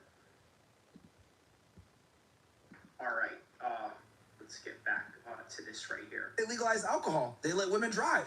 Okay, they're allowing nightclubs to open up. Like, this has all been happening over the past 10 years. All this has happened, right, Rev? In Saudi Arabia. Very recent. Saudi Arabia understands that the new frontier, you can't rely on oil forever, as electric vehicles and everything else like that starts to become more popular. You need to find other ways to make money. And Saudi Arabia is catching on that tourism is going to be the way, and they're trying to keep up with the UAE. Now, the other thing that is exactly why they're trying to take Gaza, because Israel's like, we want some of that money too, and so does the United States. Yeah. So we can do it better than these niggas. We don't have religious restrictions on us. We can absolutely take the market from these guys. Yep. So go ahead, keep going, bro. I just had to add that in there with Gaza as well. That's the new frontier in the Middle East, guys. Is going to be tourism, gambling, booze, and Western, like a Las Vegas type effect in the Middle East. That's what they're trying to get to. Yeah, absolutely. No, that's very important to mention. A lot of... Yeah, so what I was saying is that the Prophet Muhammad once mentioned that the end times won't come until the barefooted Bedouin Arabs compete to have the highest buildings. Guess what the Saudis are doing right now? We are living in the end times. They're competing for the highest buildings. Okay, and who are the leaders of the UAE and Saudi Arabia? They were former Bedouins who were barefooted in the desert. So something to think about. Of Muslim Arabs will always make the argument that Western intervention destabilized the Middle East, which for the most part is absolutely true, but you do have to kind of point the finger at ourselves here. There does seem to be some infighting in the Middle East regarding control and influence, and that's because these guys are running out of natural resources that have kept them so delightfully paid for the last 20 years now. I mean, if you look at Dubai and the Gulf in general, from the 80s to 2005, even the change is, there's no words. It's drastic. It's ridiculous. It's drastic. From desert and camel and tents to the tallest skyscraper in the world. So it's ridiculous. But the reason why this is all kind of relevant here to the Iran situation, and I can tie it together, is because it seems that the region is trying its best to stabilize, and UAE is losing influence. So the UAE kind of lost here in Libya because Gaddafi was the guy that the UAE was banking on to take control. They had their interest in him, and they were funding him. Him being undermined and killed, and some people may point to it being Saudi Arabia. It's too vague now. I don't like to be. Victory says, you are obsessed with that RH. He's always talking about trombones. It's a low IQ sexual joke. English Literate says, it's the best one. I don't know. What is the best one exactly you are talking about there, my man? Says, okay, so let's get back to this. A conspiracy theorist, and so we need more evidence before I can even make that conclusion, but it's obvious that the guy was undermined and there were financial motivations behind it. Who knows what was behind it, but one can make the inference that it was Saudi Arabia. Regardless, if this war takes place and it happens, let's say in the next 2 days or 3 days, what we will see is probably a continued escalation of different assassinations across the Middle East potentially, and even more tensions arising in this region. Why? Saudi Arabia and the UAE and these other countries that are kind of shadowy like Turkey and Qatar that get involved but they don't put their name behind it, or at least it's not as obvious, their proxy groups and their funding is going to cease because they're going to have to stabilize on the ground in their countries and put money into national security, because Iran is probably going to go crazy and attack any country that poses a slightest threat to them. What this will do is open up the region. So Sudan may see a big difference.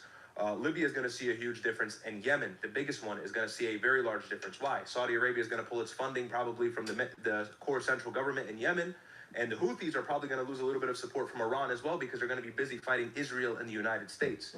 And so you're going to see a really big turnout. Wow, that is interesting. So the Houthis are going to lose support from Iran because they're going to be busy fighting the United States. You see the gameplay that is going on here, right? The 5D chess that they are sort of playing here, right? This is a very complicated situation, but I tell you what, there's going to be a lot of idiots that are going to try and, decipher this, but don't even have the background or the understanding of the Middle East to really know what's going on.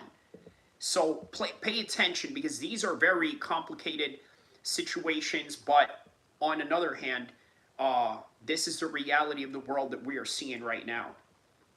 Out of civil war, civil unrest in Yemen, and the problem here is this Iran. Okay, so thanks for bringing up the high buildings, by the way. Yes, that is true. That is true. The end times won't come until the barefooted Bedouin Arabs compete for the highest buildings in the world, right? I'm going to show that to you once this is done. Herb says, UFC, a new boxing league, is not going to pay their fighters. They are going to miss Al-Kheer. Saudi Arabia is taking over sports and entertainment. Facts. Now, the Floyd Mayweather situation, right? It seems that Floyd is suing Showtime, but in reality, he should be suing, Al-Kheer.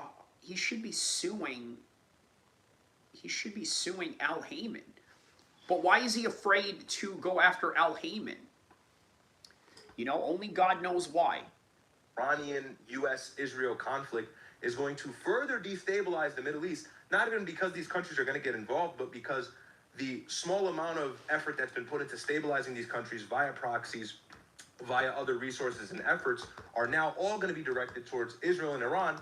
And what little headway or little steam or momentum that we had going towards repairing the Middle East, like these countries, like Sudan, like Libya, and all across really the entire Middle East, is going to be all for nothing. And the main focus is going to be this huge war between two somewhat nuclear powers, Israel being the nuclear power and Iran being everything but that, and they're almost at a nuclear weapon.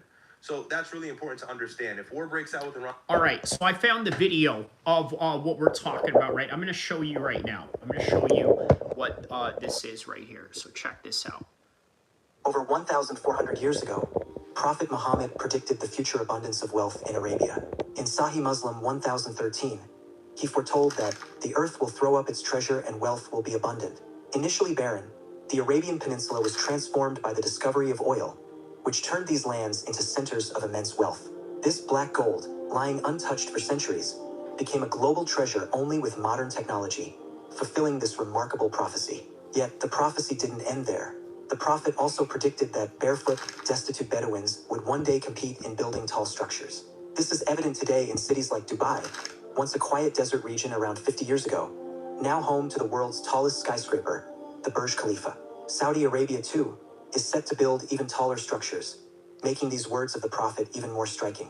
Could such insights into Arabia's future come from human foresight alone over 1,400 years ago?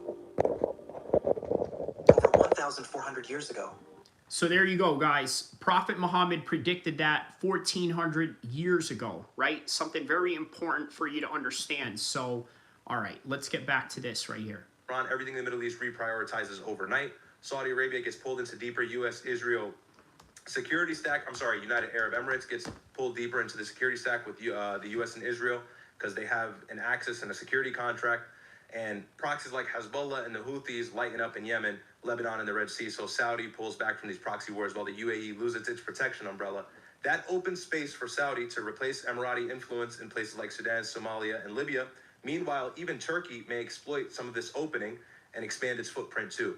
So the bottom line here is this: an Iran war forces Saudi into statesman mode, and the UAE goes... All right, let's read these comments right here. Herb says, the contract, it says that they must have an arbitration in private to settle disputes, not in public. Wow. Okay, Alex Cintron says, Papa Trump loves you. Well, if he loves me, then give me a press pass to the White House card, okay? You will see how much he loves me then. And inshallah, I do hope I get that, but you never know. All right, back to this. Kind of into bunker mode. So this is going to... He said Papa Trump, dude. Hurt the United Arab Emirates, and this is going to help Saudi Arabia. But there's also a con for Saudi Arabia. It's going to really hurt their tourism, which they're pushing very hard. Mohammed bin Salman being the one who proposed the Vision 2030 that he had to push back in this whole futuristic city, the line, and this whole thing like that. That's going to get pushed back as well. So this war has a catastrophic shockwave effect across the entire Middle East. And that's going to directly affect the United States because we have to make sure that we're still capitalizing from a capitalistic perspective in the Middle East, making our money, getting our deals with Saudi Arabia, which has been weakening over time, and making sure that we can be the main beneficiary and have strong relationships with these countries that have geostrategic positions in places like the Strait of Hormuz and so on and so forth. So this is just, again, kind of the same redundant message, but a very certain small country in the Middle East is pulling us into an issue that a lot of Americans are going to feel. Oil prices are going to be very volatile. The economy is going to be very volatile. This war is definitely going to affect people in the United States. Not largely, but there will be some tangible difference for sure, especially over a long period of time because... Which means the majority of you are going to be even more broke, okay? Just when you think the economy is bad right now, another war with Iran and the fact that Trump is going to go through with this, not necessarily based on his own negative impulses to act, but rather just because of the regional pressure that is going to be placed upon him, whether that would be the allies of the United States, such as in the Middle East, Israel, and things of that nature. So something to really look out for. This is going to be, I love the way certain people frame this. They call this these forever wars. I heard Nick say that, and I thought that's a really good way of putting it. We're probably going to be at war with Iran for, over a year at least. This is not going to be a situation in Venezuela. Over a year, maybe we're talking about a whole nother day.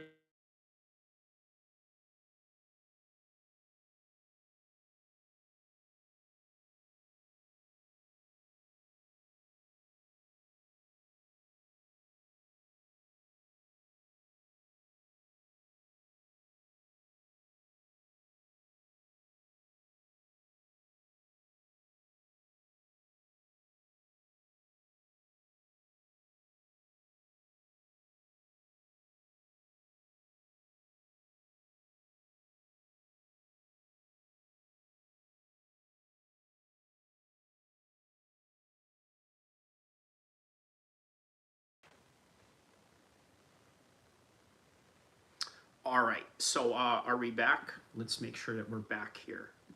It's the best one. I don't. All right. Are we back? Are back here. Okay, we're back. Okay. It's the best. He says 47 years of Muslim occupation is ridiculous. Free Iran.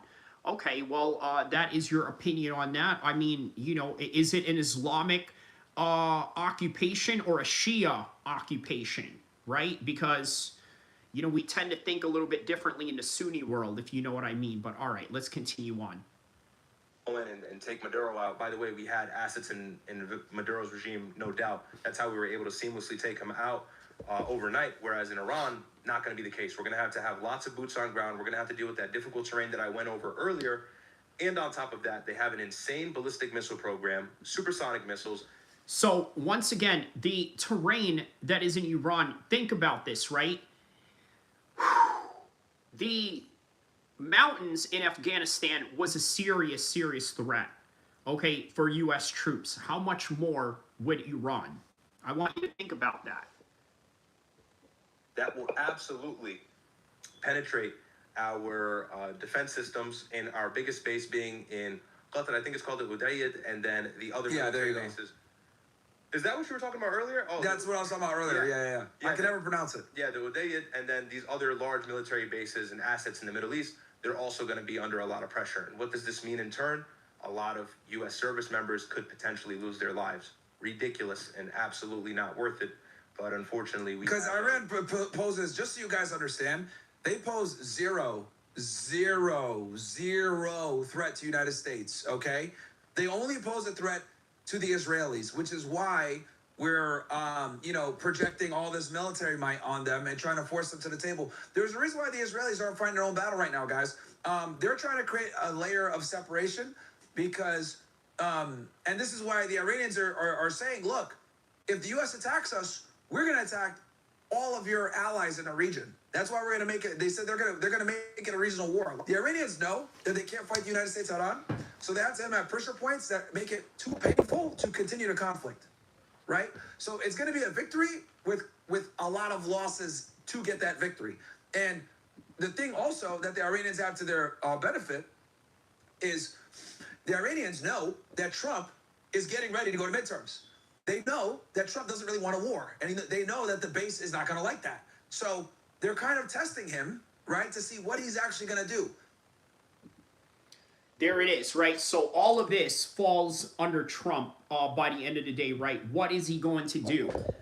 Is he going to fight Iran? Is he going to help Israel, right? It all falls under Trump. And you know what? There's a lot of Americans right now that are sort of falling into this like, oh, this is the greatest idea ever. We're going to go bomb Iran or this and that. Guys, listen, this is the dumbest part of America that I can't stand, right? The dumbest part of America that I can't understand is people cannot see the long-term consequences that come with these types of wars. They just can't see it. They can't see the economic effect that it's going to have on the United States. They can't see the effect that it's going to have on our neighbors, right, such as Mexico, Canada, and not only that, what is that going to mean for immigration? Like, if you think that all of these people that were coming in here from Iraq and Afghanistan made it worse, just think about how worse this is going to be with Iranians coming in here, right? And then the type of Iranians that you may not want here. It's not a good idea. All right. Let's get back to the Super Bowl. Has very educated takes about international policy and things that a specific country in the Middle East are doing. And I'm like, oh, well, it sounds like he's well researched, but he's such an idiot and he's such an ineffectual non-leader that he doesn't recognize that these people he's talking about that are doing the shitty hillbilly halftime show, that if he would open his dumbass eyes, he would see there's a lot of alignment over there. But he's not capable of that because he's not a smart person. Okay? This is obviously Jesse on Fire talking about Kyle Kalinske specifically. He thinks he's smart. He's not. He's dumb. Super dumb. Listen to him talk about Rogan. Listen to him talk about Rogan, dude.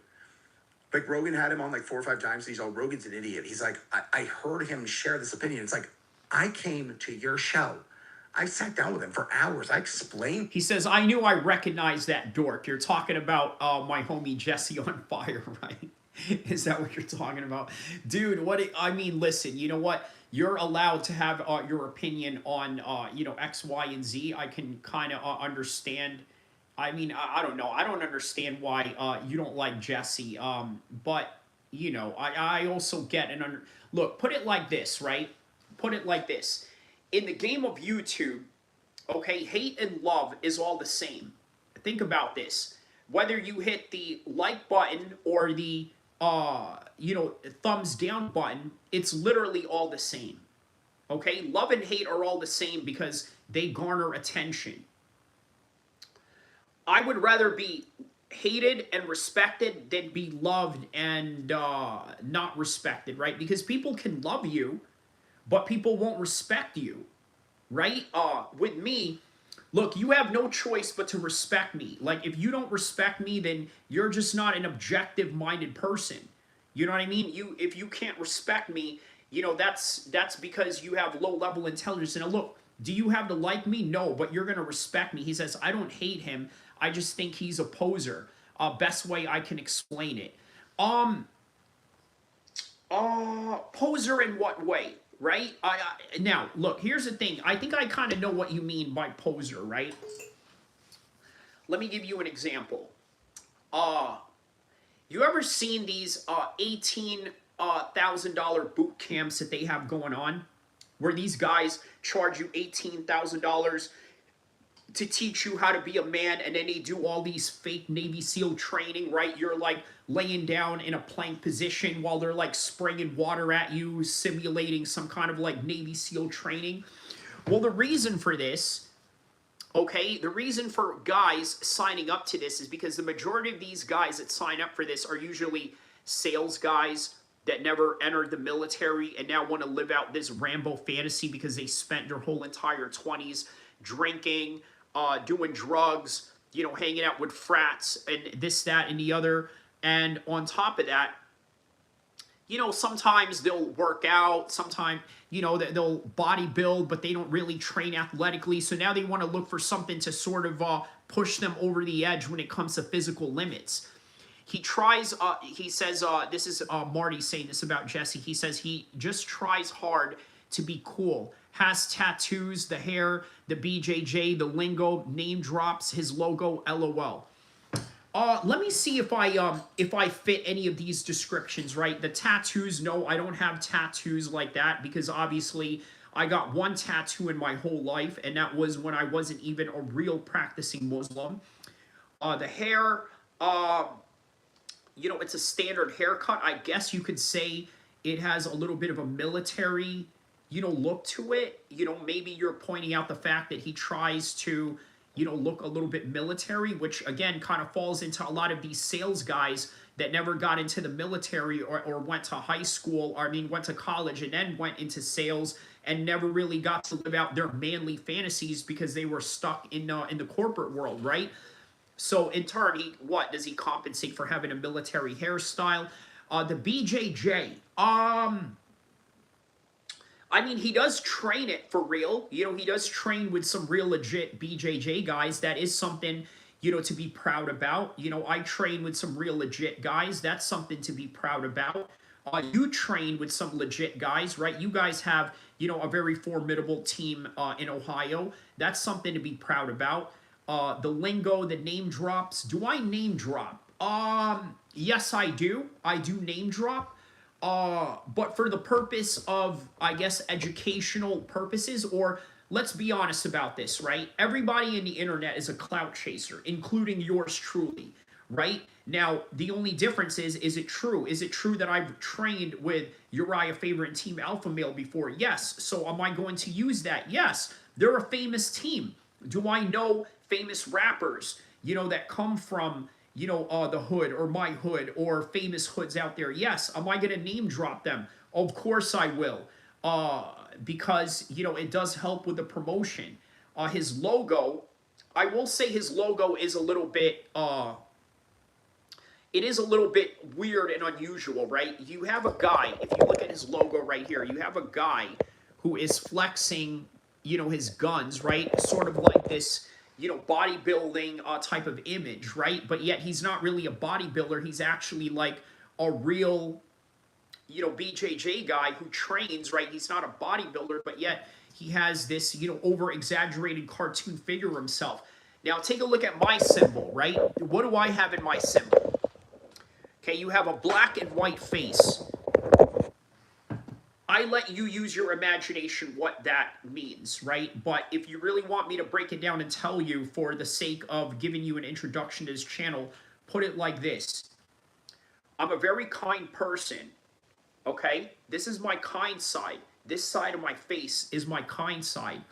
This other side of my face will literally come after you and do some of the worst atrocities that you've ever seen in your life if you ever step to me or mess with me in any kind of way. That's the dark side. So that's what my logo represents. And there's nothing really pretentious about that, right? As opposed to having a logo like this. Yeah, Jesse on fire. I'm on fire. You're on fire. The world is on fire. Anyways, yeah. But shout outs to Jesse, man. I can't hate the guy. He supports my channel. He sends me a lot of love. He sent me some super chats before. So, I'm loyal to those that are loyal to me.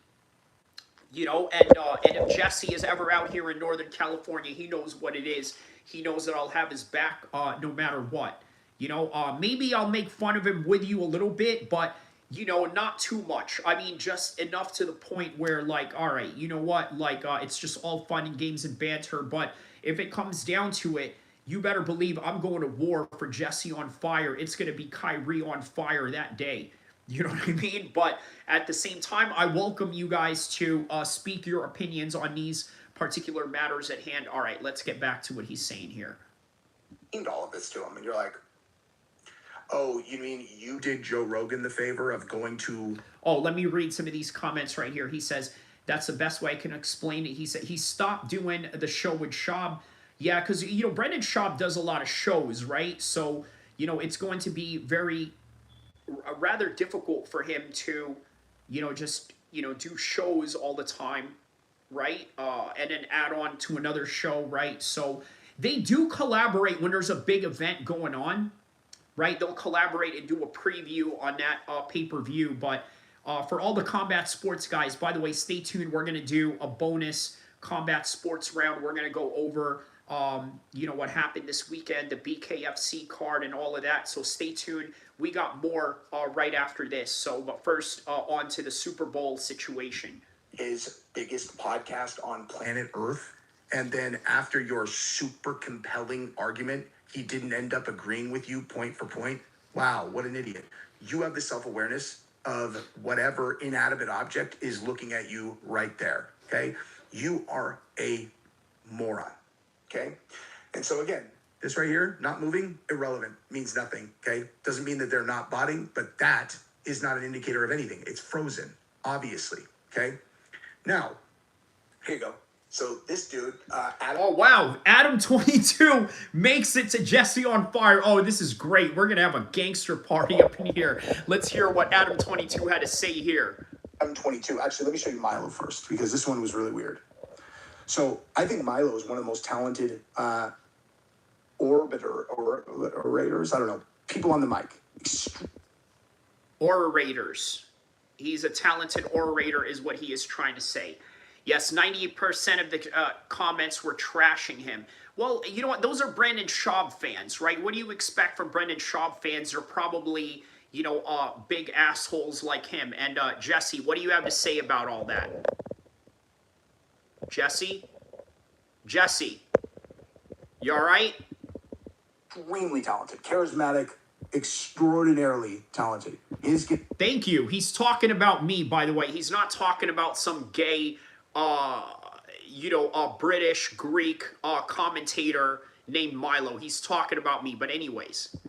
Cancel bullshit, in my opinion. Unless something happened that I don't know about, so don't burn me down. But I think he's incredibly talented. I think he's funny. I like watching him. That said, on this one take here, okay, because don't think I'm putting Milo in the same category as Kyle Kalinske. That's right, Kyle Kalinske.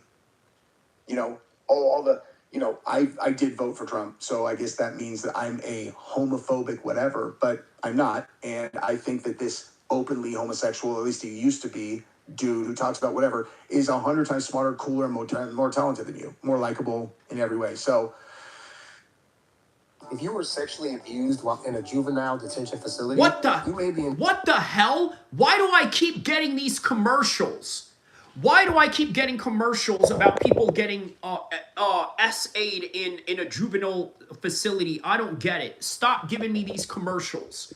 entitled to $580,000 or more in compensation. Billions of dollars have already been paid. Guess if you were going to call me homophobic, that must mean that you are much gayer than an openly gay guy, which is... Fuck, man. If I don't like making fun of Crystal Ball, but there's so many jokes I could drop if I was allowed to, Like right there, I could have called her a man, right? I would have joked around about her being the top that bangs Kyle, and he likes it. And I never feel bad about anything I say about Kyle Kalinske because I watched him smile when Charlie Kirk got shot. And I saw his excitement at the prospect of Charlie Kirk dying. So fuck.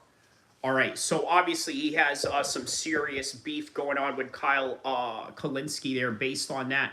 We'll get back to that. All right, first, now that we're in hour number 2, let's talk about BKFC this weekend, right?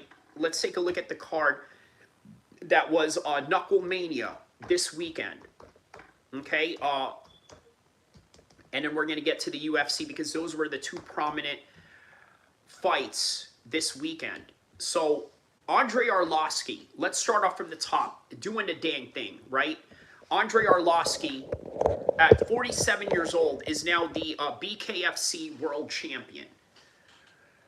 Man, I gotta tell you, he is an inspirational force in the world of MMA. Okay, he is an inspirational force in the world of combat sports, period.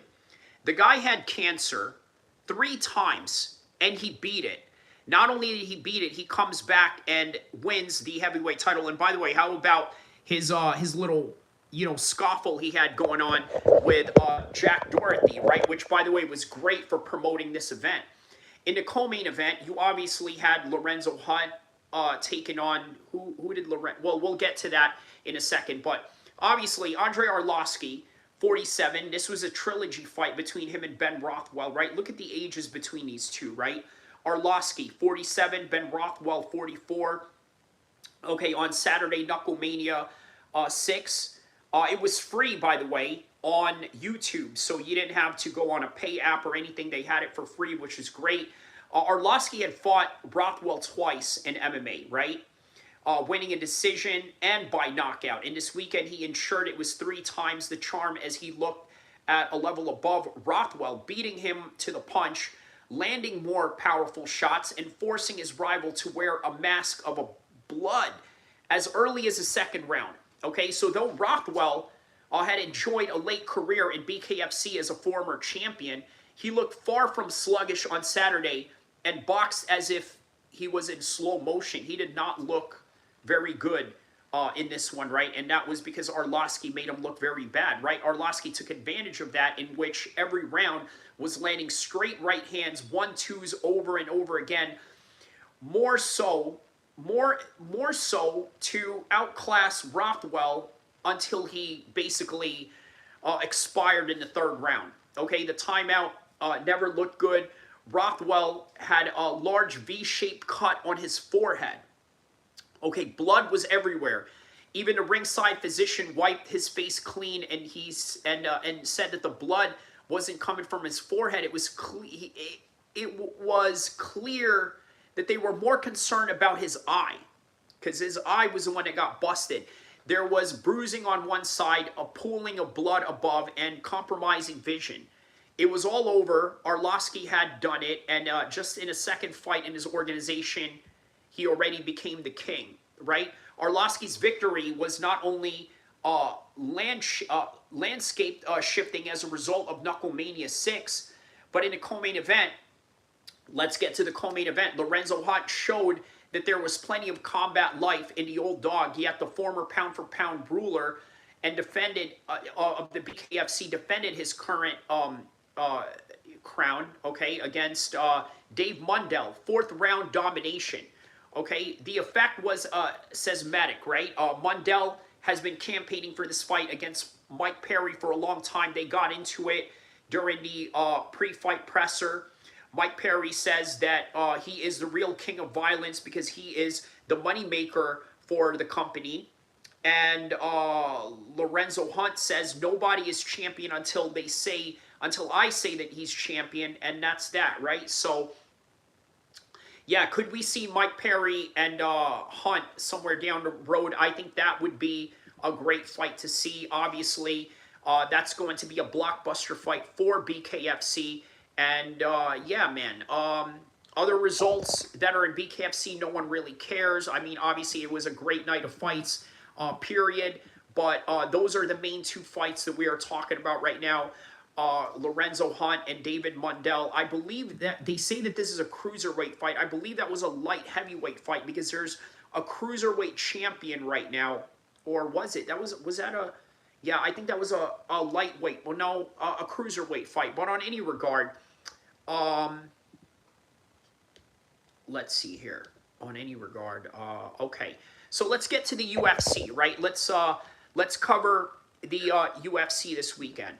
On any regard, let's cover the UFC this weekend, right? Let's take a look at the card, top to bottom. All right. So we start off with the main event. Okay, so the main event between Mario Batista and Vicinius Oliveira. Obviously, Mario Batista gets a submission in this one, right? I think Mario Batista is capable of beating guys like this. Now, he beat Jose Aldo. He's beaten... let's take a look at the career of Mario Batista and where he's at right now, right? So, he's now beaten... He's lost to Umar. Okay, that was not too long ago, back in October. He beat Patchy Mix. He beat Jose Aldo. He showed Patsy Mix why he belongs in the UFC and why Patchy Mix doesn't. He's got a win over Ricky Simone. Jose Aldo, one of the biggest wins of his career. So, all right, he's back on his winning streak after losing to Omar on that one. Now, Vicinius, I think they're going to send him back to the prelims. So that's that co-main event.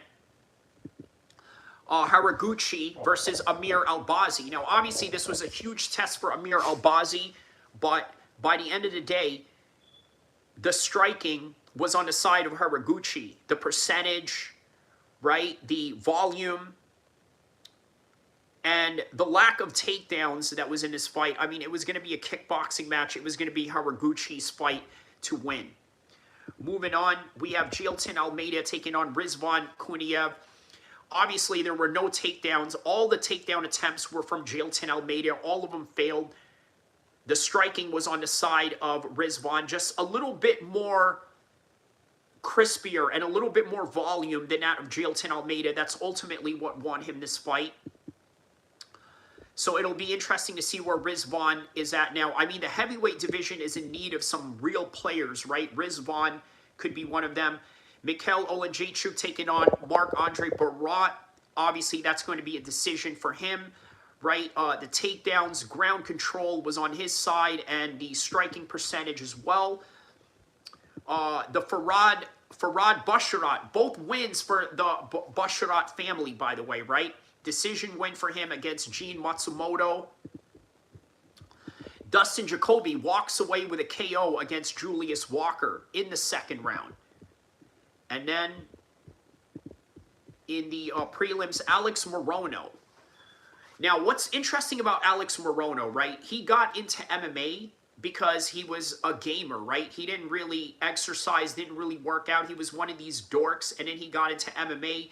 And interestingly enough, Lorisenko said on the commentary booth, right? He says this is not a guy that's looking to have championships or anything like that. He is a guy that's going to come in here and give you the best fights. And for where he started out as a video gamer who was just trying to lose weight, he really went far, but it wasn't enough to take on Dochenko here. Dochenko's striking was way more accurate. There were no takedown attempts. It wasn't really a wrestling fight. but more of a striking match, which he won. Nikolai gets a first-round knockout against Nico Price right there. That went by really quickly. We thought this fight was going to go a lot quicker. Caitlin Souza gets a decision, and the other Bushrat brother wins by decision as well. Wang Kong gets a decision. This is a person that I believe had a win over Valentina Shevchenko in kickboxing. Now 9-1. It was a catch weight. I believe one of them had missed weight. Claudia Segula gets a decision win. Muin Gafarov gets choked in the third round, right? Man, let me tell you, that was like a buzzer out of nowhere, right? 1 second and then gets a rear naked choke. Probably the ultimate submission of the night, and that right there is this weekend's entire fights. Now, let's get back to politics. Fuck that guy, and he'll eat shit from me. And now we're back to Jesse on Fire going at, what's his name? Kyle Kalinske, because Kyle Kalinske was apparently smiling when Charlie Kirk died. At least that's according to his accounts, but yeah. Forever. He can feel free. Feel free, dude. I would love for him to notice, and then at some point be like, Jesse on Fire, blah, blah, blah, blah. It's like, it's about time, dude. About fucking time. I've been baiting you for over a year. Anyway, so Milo said the one thing you can't fake on YouTube is comments. And if you had 5 million live views, you would expect the view count to be something like 15 million as soon as it finishes. Now, after processing, maybe 60 million. Dear, oh dear. Now, I just went and did some investigating just because I wanted to make sure that I got this right. But look, so right here, okay, you want me to earn your trust right now? You guys want me to earn your trust? Okay, because I promise you, almost every single person who covers this is either going to go, or no, they didn't. And I'm going to show you the indications that they did and the indications that they didn't, and then you can make up your own mind. I will tell you why this is wrong, though. What he said is wrong, okay? Because, first of all, okay, it shows 667,000 likes. Okay, you can't like it without viewing it. That's not possible, okay? A bot listen, I've never bought anything, but like I said, like as far as I understand it, they have to go on and they have to do the view to watch it, or I'm sorry, to like it. However, this thing right here, the views, it should be at, it should be at 15 million or whatever. Okay, well, like that is definitely not accurate, okay? Because what ends up happening, and Candace actually mentioned this too. She said, this is not possible if they truly. Okay, I didn't realize she said this also, but nonetheless, okay, this still falls back. Obviously, I don't want to beef with fucking Candace, but nonetheless, like, the reason that I brought up that I do all of my own stuff is because the reason I know that the front end views that are visible is insanely low for a very long period of time, at least like an hour to 2 hours sometimes. Actually, sometimes much longer than that, actually. Okay, it's because I do my own stuff, so I upload and then I watch the analytics. And what you can see on the front end never is even remotely close to what's on the back end. Never, at first. Okay, like for the first like maybe 6 hours, it's always tracking behind because they're I don't know. The system, like they say that they have to validate that their views are real, is what they say for why it tracks behind. But like I've had times where I had a video going bananas, and like in the first, I don't know, in the first hour I'd gotten like 40,000 views, and I would go look, and it would say 12, or like 6 or whatever. Now I realize you're seeing a huge. Yeah, look, for those that you don't want to talk YouTube industry, this is normal. Yeah, this is normal courses of action, right? They can't count the views all at once, so yeah, this is a real thing. Huge discrepancy here, but this is different because it's a live stream and it's different. The way that the system works is different because like this being low soon after means nothing, and the fact that there's such low comments also means nothing because it was a live stream and so everyone was chatting. Because check this out. Now he literally just said you can't fake comments. However, that's actually not accurate. Okay, so you can absolutely fake comments. That is one thing you got to understand, right? You can absolutely fake comments. That's where we're going to get into the other side of the conversation. So now, okay, this isn't like... Ask people in India if this is possible to fake comments. Yes, they do. You pay me this money, we give people to say weird comments and, engage your, increase your engagement. That long ago. This wasn't that long ago. And look, now it shows 17,563,000. 773,000 likes, and almost 25,000 comments. But now let's look at the specific comments and see if we see any indication of bots. Now, anyone who knows anything about this, and the only reason I know anything about bots is because I used to get bot attacked. I'm pretty sure I did recently also. Neither here nor there, okay? Because there's a bunch of different ways that bots can attack channels. And I can tell you a few of them right now, and some of them are going to apply right here. So this is interesting, right? For those of you that are YouTubers, yeah, you definitely need to listen to this. The number one, way that applies here is if there are a bunch of accounts that are commenting the same thing, that's a huge indicator that you have bot accounts. Like something very similar where they just change the wording just a little bit, but a bunch of people just say it. Now, I think very important backdrop also is that at TPUSA, you got Hoffman, and he got kicked off of Facebook, as I understand it. This is what I heard on other YouTube channels, but he got kicked off of Facebook because he was running what they called a domestic bot farm, okay? So I think I'm not even going to get into how he was doing it because I don't know for 100% sure. But that explained all of that stuff with the UPS store and why he has this weird website that's promoting their business, but it's very clearly meant for no one to find it, right? And it's like, so why would you have a marketing company if you don't want anyone to find it? Well, if it's illicit kind of online stuff where you're trying to manipulate things on social media, then that makes perfect sense, But again, that means that the money he's being paid is for legitimate services. However, the legitimate services are kind of like, gray area stuff. But if you're talking about bots, and now you're talking about TPUSA, it's like, it's possible. But again, the only way that I know how to actually investigate this is to look specifically at the... They call it the All-American Halftime. The All-American Halftime. Look, there's already an All-American in college, right? You win a title called, the All-American if you, make a special teams or you make some sort of, all-star team in Division I or anything like that. It's kind of weird that they call it the All-American Halftime Show, right? In a pro football setting. Comments and see if you see common threads, things being said over and over. So what I always do when I'm doing this is I will look at the top comments, okay? And that's right now what we have it at. And then if I see common things being said, then I'll go to the newest comments, which, now that's hours later. And if it's the same exact thing being said, then you got a high probability that there's some botting going on. So, whoops, how did we end up at, there we go. Top comment is, the only thing more powerful than hate is love, okay? Then, 27 likes, what happened? What is it? Wow, okay, wait, top. So why is there one that has 12 Oh, okay, that was super weird. There was a couple in there that had super low like it. And then this, where was We Are Charlie Kirk? God bless all the Americas. They've got you fighting a culture war to stop you from fighting a class war. Okay. The only thing more powerful than hate is love. Exactly. Isaac says, All-American. It's so stupid because Bad Bunny is American. He's from Puerto Rico. So that's what I'm saying, Isaac. If you weren't here in the beginning of the stream, I mentioned a story about a Puerto Rican homie of mine from the East Coast, right? I live in California right now, but I grew up in the East Coast. I had a Puerto Rican homie whose mom told him to not vote for Trump because they were afraid that they might get kicked out or whatever, but little did they really understand that Puerto Ricans are American for the most part, right? So something to think about there.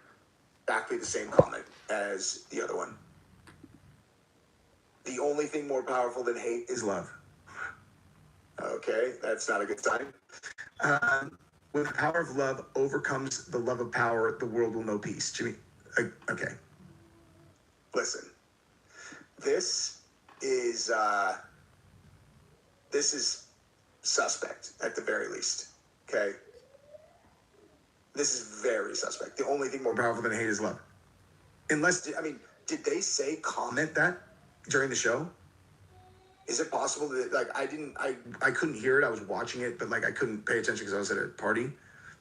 If they did not say the words, comment, the only thing more powerful than hate is love, then you have a pretty high probability that you're looking at some botting. However, let's see, and let's go to the newest, because the newest, if they also say that, is...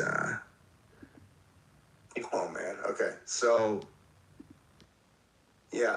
Bottom line, if So he's analyzing whether there are, some bots that are in the comment section of TPUSA's, halftime show.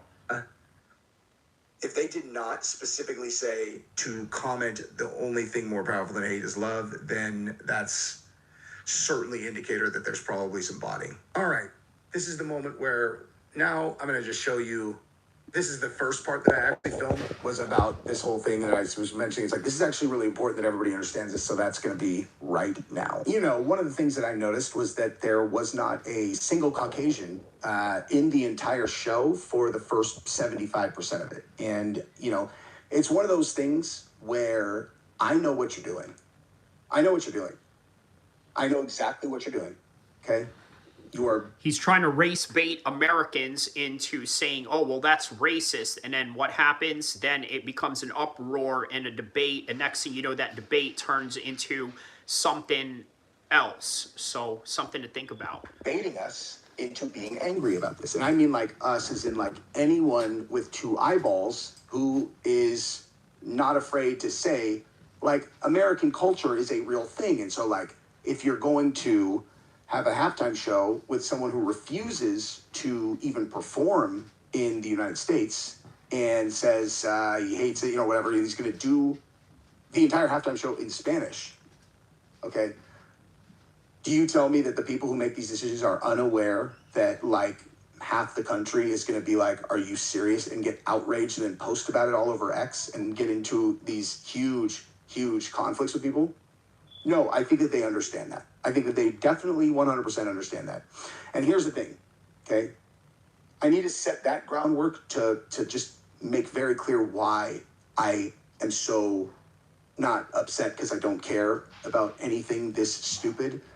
But I kind of do, actually, because it's not about the fact that they have Bad Bunny do the halftime show all in Spanish or whatever.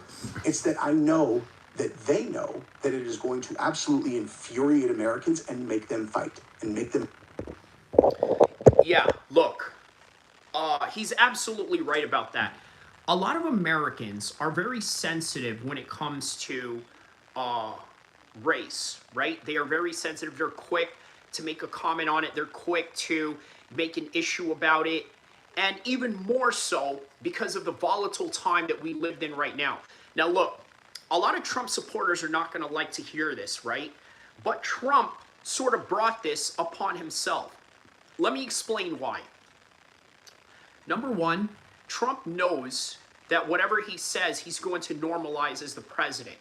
So he's saying all of these things. Eventually, people are going to latch onto it and normalize it. Well, now there's going to be a complete opposite response to that particular notion that is undesirable, let's say liberals or people of that nature. Reading book says people saying send Bunny back, never heard of him. That's what I'm saying, right? They're telling him to send him back, but they don't realize that Puerto Rico is in American territory. Anyways, yeah. And hate each other, okay? There's no one dumb enough to not realize what the effect of this halftime show is going to be. No one. There's no one that stupid. They're doing it on purpose. And if you actually watched the performance itself, which if in a vacuum, just absent any context at all, if it was just like, hey, what are you guys watching? I had no idea what was going on. And if someone showed it to me, I'd have been like, damn, that was wild. They built this whole neighborhood. He's here, he's in the jungle, and he's going through the neighborhood. Then it's this, this person's wedding, and then it was an objectively. I gotta admit, it was pretty genius of them to kind of put it together like that. Honestly, it was a fairly genius put together type of performance, right? Regardless of what your political affiliations are. Cool, what performance or whatever. Okay, but in the context of what we're looking at, and you watch it through that context, they are directly mocking the entire side of the country that voted for the other guy. there's no question about that. There's none. Like facts, and that is deliberate, and the reason for that is because they ultimately want to provoke you, because let's be real, there is something brewing here in terms of a possible civil war, a possible conflict of some kind, right? These are things to really pay attention to, right? Now look, in the past, I was one of these people that used to be against conspiracy theories. I used to think, man, this is ridiculous. Let's live in the real world, right? Because, you know, if you've lived through real experiences, whether that would be the military or international situations or things of that nature, you'll start realizing that, man, you know what?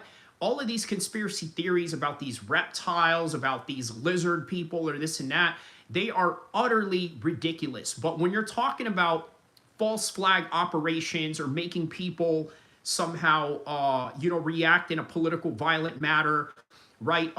Creating uprisings. Like, for example, what happened in Iran with the protesters, right? Obviously, that was contingent upon, you know, some sort of proxy that was creating that. Reading books says some people can't enjoy things without making it political. Correct. And they also know that. So they know that if people can't just enjoy things without being political, they're going to make it even more political because, let's just be honest, man, the normies of the world out there are suckers for these things. But anyways. the whole scene where they had the girls shaking their ass at the camera, I laughed out loud, dude. I literally laughed out loud. I was like, wow. They're really hiding the ball on this one. You know what I mean? It's like, because the whole point is, this right here is exactly why people never understand my politics. They never understand. Because I will talk about a thing like this and they're like, oh, what, so you have a problem with Bad Bunny? I'm like, wait, what? I have a problem with, no. It sounds like you have a problem. What, are you racist? Oh, you just said there's no white people in the performance. Like, okay, yeah. first of all, making a comment about this this particular incident, right? It does not make you anti-Bad Bunny or pro-racist just because you have something to say about this particular situation that is going on. It does not make you that. Not whatsoever. That is not what makes you a racist just because you're criticizing this particular performance and the fact that you see some sort of nefarious things going on here. James Shaw says, Puerto Rico can vote for statehood. Congressman, senator, governor, and there's nothing Republicans can do to stop it. So keep pissing them off. You know what? Do you think that that is where this is going to lead, right? Do you think that it's going to lead to, let's say, a spite off of the Puerto Rican people to create some kind of motion to creating into a state? I mean, they already are a U.S. territory, right? I've mentioned over and over again about my friend in the East Coast, right? His mom told him to not vote for Trump because she was afraid that they were going to get sent away. And I had to explain to them that, you know what, like, you guys are Puerto Rican. No one's going to put you away. P6690 says they need statehood. James Shaw says, I live in a Puerto Rican neighborhood. Yes, it started when the island was called Trash. Huh, okay. James Shaw says their island was called Trash. There was Puerto Rican flags in everyone's neighborhood immediately after. Huh, okay. Very interesting. Gordo Tech says both sides are lame. Super Bowl was lame, and so was the halftime, in my opinion. I agree. It is all lame, bro. All of this is for normies. Okay, that's really what it comes down to, for normies. Okay, these are not for, you know, highly intellectual people or anything like that. I mean, this is just what it is. Sean Boy, shout out to Sean Boy from Ireland, one of my biggest supporters from Ireland up in here. He says, can you see my comments? I'm asking because my friend's lives. My comment never shows up anymore. It's weird. Yeah, sometimes YouTube censors these comments depending on what it is that you say. Let me see if you said something here prior. Yeah, I did not see your comments up here, Sean Boy. I am sorry. Yeah, I am sorry. I did not see your comments other than what you just wrote right now. But if you did say something that you want me, yeah, just read it again. I was only saying hello to him. Huh, okay. Yeah, I didn't see that, my man. I didn't see your comments, so that is kind of weird. Maybe sometimes it's just a problem on his live then. Maybe. Sometimes the lives here sort of gets, you know, a little bit discombobulated. So as a result, right, it's not picking it up, right? Even Jesse on Fire was sort of mentioning that earlier as we're reacting to the same video right here. So, all right, here we go. Yeah, and then what else did I say? I don't need to hear anything else. You know. All right, look at this. Look at this headline right here. Logan Paul says he was not excited for Bad Bunny's Super Bowl halftime show. Well, yeah, and they're going to probably crucify him for saying that, but all right. Noticed that there were no white people. It's like, right. And I pointed that out because I was saying that the corporate overlords are trying to get you to hate us, or we hate you, or whatever. They're trying to make us fight with each other. This is what I always talk about. I talked about it on the Jimmy Dore show. If you guys did not see my guest appearance with Jimmy Dore, I don't know if that part is on his channel outside of the long form live stream, but that was the last thing I said. Sean Boy asks, what's your opinion on vaping? I personally don't like it. It's more popular than cigarettes, rolling tobacco here. Yeah, vaping is probably the worst thing you can do for yourself, man. So yeah, Buckeye for Life says corporate overlords, laughing at it. He says very popular amongst young people. So here's the thing, right? Of course, it's popular amongst young people because the younger that you are, the more invincible that you feel. But you know, you are going to have some adverse effects on that. I mean, it literally penetrates your lungs in ways that, you know, other smoking substances don't. I mean, it's worse. It's electric on top of that, you know, so you don't know what type of chemicals that has to, you know, go into that. So, yeah. He says they are all addicted to all the strawberry flavors and blueberries, LOL. So, all right, guys, we're going to continue with this video reaction. Once we're done with this video reaction, I'm going to take you guys on the road with me because I will have to be going somewhere. So I'm going to continue the live stream, a bonus live stream, and just talk a whole bunch of gang of smack and, yeah, and then just ride off into, you know, into whatever we do. So, all right, here we go. So it's like the whole entire game is for them to get us to fight about dumb ass stuff, and it's become more and more and more and more and more about that, as you can find out, because now they're not even pretending. It's the halftime show. It's the halftime show. And then you end up with stuff like this. Here's Logan Paul, okay, not excited for Bad Bunny's Super Bowl halftime show. Logan, are you excited for the halftime show? No. You know what's crazy? Logan just said one word, right? Somebody approached him while he was at the Super Bowl and they asked him, hey, are you excited for the show? He just said no. You know that a lot of people are going to look at that and basically crucify. But yeah, man, it's they're going to use this to try and target Logan Paul in some sort of like anti-racist campaign, I guarantee you. That's funny. So he's not excited at all, right? Like, that's pretty straightforward.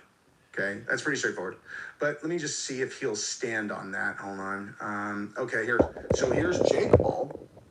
Okay, here's Jake Paul, who took a rather American stance. I'm not going to lie. Like, I don't disagree with this only because, not because I care about, like, are you guys kidding me? I spend more time around Brazilians than I do any other culture in the world. Okay, that's all I do is I talk to a kid. All right, Jesse, that's facts, but take a look at it like this, right? Nobody is concerned about Brazilian immigration here, right? In fact, there's not a lot of Brazilians that really try to come to the United States, and if they do, they already have family that's here, so it's easier for them to get papers as opposed to, let's say, Mexicans. But I see what you're saying, though, right? I kind of understand what he's saying by that. James says, nobody gives a ish about this guy. He's not worth a hair on Mike Tyson's. Wow. Okay. Are you talking about Jesse, or are you talking about Jake or Logan Paul, or the combination of three, or just one of them or two of them? Let me know. He says, yeah, the loser that decided to take the fight with an elder. Oh, okay. So you are talking about Jake Paul. Chicken-ish got his ass beat by an actual real fighter. Yeah, I mean, you know, there's a weight difference that comes with that, but sure. He says, how's his mouth these days? Broken. Well, you know, he seems to be recovered, and it seems that he attended his girlfriend or wife's, you know, Olympic competition that she had going on. So Jake Paul seems to be living his life fine after the Anthony Joshua fight. Camera, and then I go hang out with Brazilians all day, okay? I love Latin culture, okay? Love it. He says, how's his bank account looking? There you go. There you go, right? You know, ask him, you know, how his bank account is going. I'm sure he'll tell you that it's, you know, doing fairly pretty good. So, yeah, we'll see here. I also love America and can recognize when he says, some people love their sour grapes. There you go. There you go. People are intentionally trying to enrage us and make us disappear. You know, it's like, oh, listen, it's not okay for you to have a culture. The Super Bowl, American football. Nope. Okay, so Jake Paul says... He says, rigging fights for your bank account. Dang, man. You know, that's a serious accusation. Look, I'm going to tell you, right? If it wasn't for Kash Patel becoming the head of the FBI and what it is that he's focusing on with the FBI, I think the fact that he is the FBI director is a reason why he's cracking down on all of these illegal gambling bets, right? So if Jake Paul was to be rigging his fights, you better believe that Kash Patel is going to be on Jake Paul with his beady eyes. You know those, you know, beady eyes that, you know, that Kash Patel has going on. He's going to be looking at his fight like this, you know, in close proximity, like, you know, what's going on here, and then investigate his ass. The fact that he hasn't done that, I think, indicates that Jake Paul is not rigging any fights. But then again, maybe Jake Paul is tied in with the Kash Patel and the Trump family. Who knows? He says, I like bro high-pitched. Okay. He says, wouldn't think bro sounds high-pitched. There you go, right? He says he fights for money. Yeah, you know what? I kind of embrace that, right? I know that I don't have like a deep voice, not like Yuri Prohachka, right? I always joke about that if me and Myron Gaines were to have a fight, right? It would be funny if me and him started yelling at each other at a press conference because we both have, you know, high-pitched voice. Now imagine if me and Myron try to yell at each other with our high-pitched voice, right? It would sound like, F you! F you! Whereas with Yuri, you know, he's got a real deep voice, right? You know, he's got that deep, you know, Eastern European Viking voice, like, I'm coming! I'm coming! Like, he's got all of that. And then you got Jamal Hill in the background going, that's what she said. You know, remember that? So he says, yeah, that Mike Tyson fight was rigged. We have eyeballs. Dude, it was an exhibition fight. He was not going to go all out and try to lay out Mike Tyson. Plus, he looks at Mike Tyson as an uncle. They were in this for money, my guy.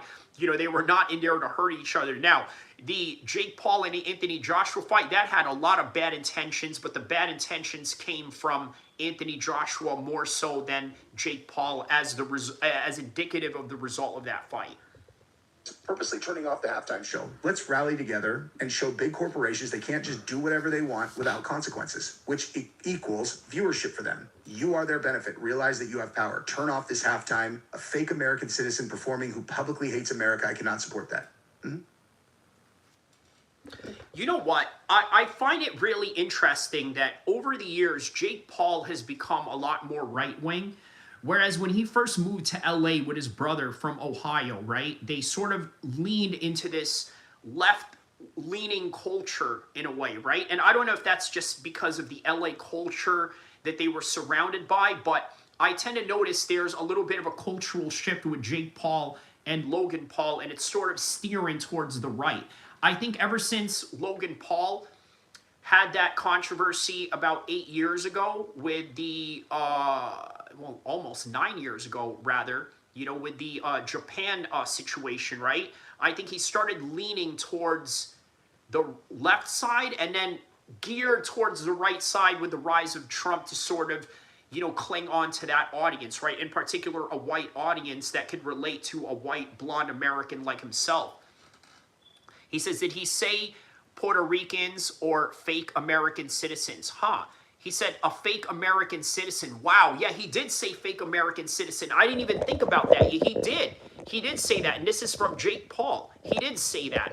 Yeah, you're right. That's a very astute observation right there. I didn't even think about that. But what does he mean when he says fake American? Is he trying to say that Puerto Ricans are not real Americans? But I think that's kind of where he's, you know, leaning towards. When the F did hatred towards Puerto Ricans become a left or right? Well, with the kind of political climate that we have and the fact that Bad Bunny is involved, you better believe that they are going to use that as some sort of focal point in whatever political agenda they are trying to achieve.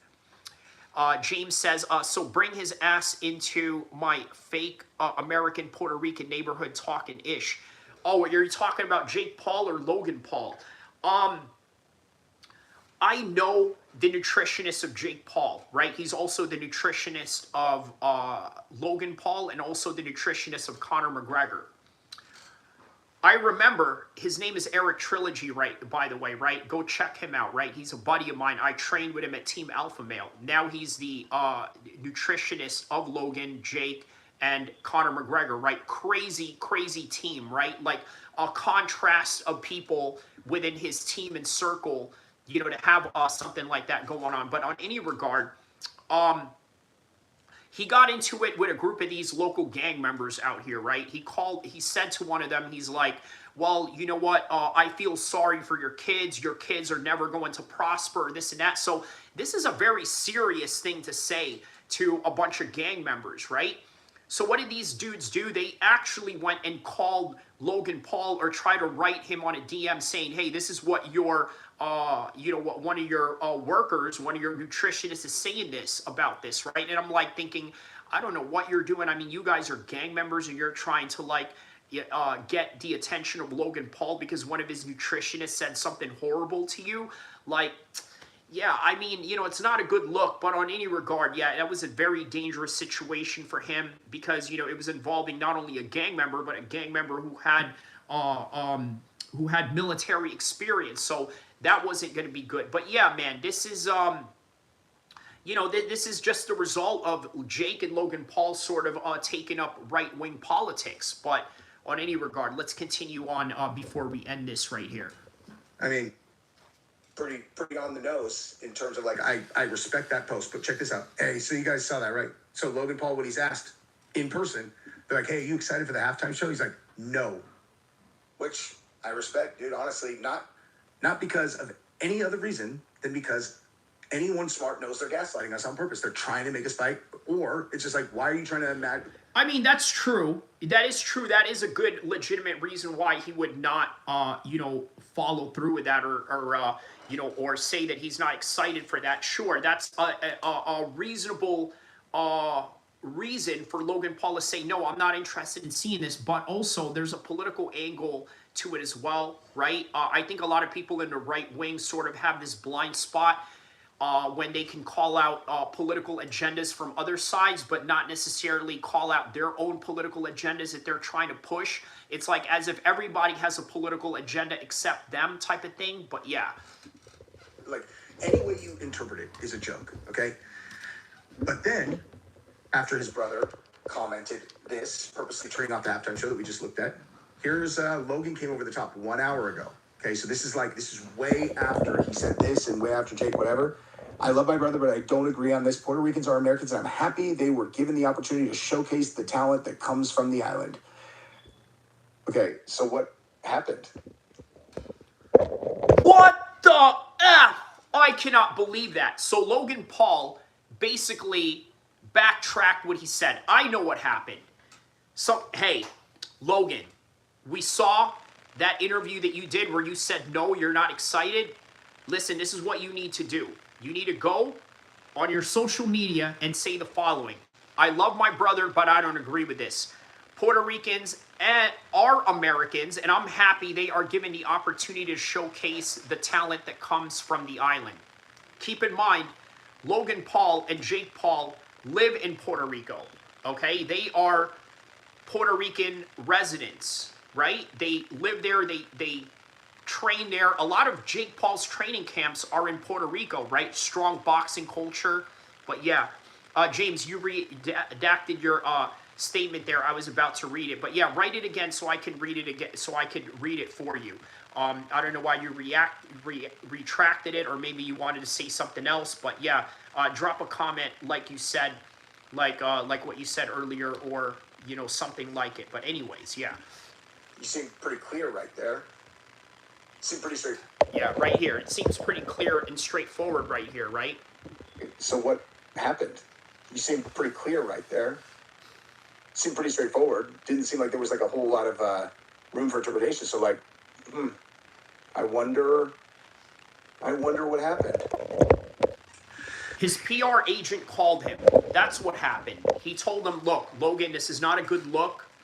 Because, look, here's the thing, right? Jake is more of the bad boy of the family, right? He can get away with saying, you know, a whole bunch of racist stuff. He can get away with saying, you know, this, that, and the other. He's the bad boy of the family. Logan Paul is more of like the clean-cut white boy of the family, and he needs to preserve that image. So he had to say the most left-leaning message there is, which was, you know, Puerto Ricans and Americans are one, and I'm glad that they were able to showcase their talent. Maybe he did change his mind somewhere in between, but Logan is a type of guy that will not move unless their PR agents tell him to. The term fake American, is that the same thing as anti-Semitism, James says? Ooh, I don't know. That's a touchy one. He says, AKA, he's a machine gun Kelly. Victory says, Logan is a heel now he's in the WWE. He's a heel now. So you're saying he's a heel outside of the WWE, or he's a heel within his character right now? Because even if he was a heel in the WWE, right?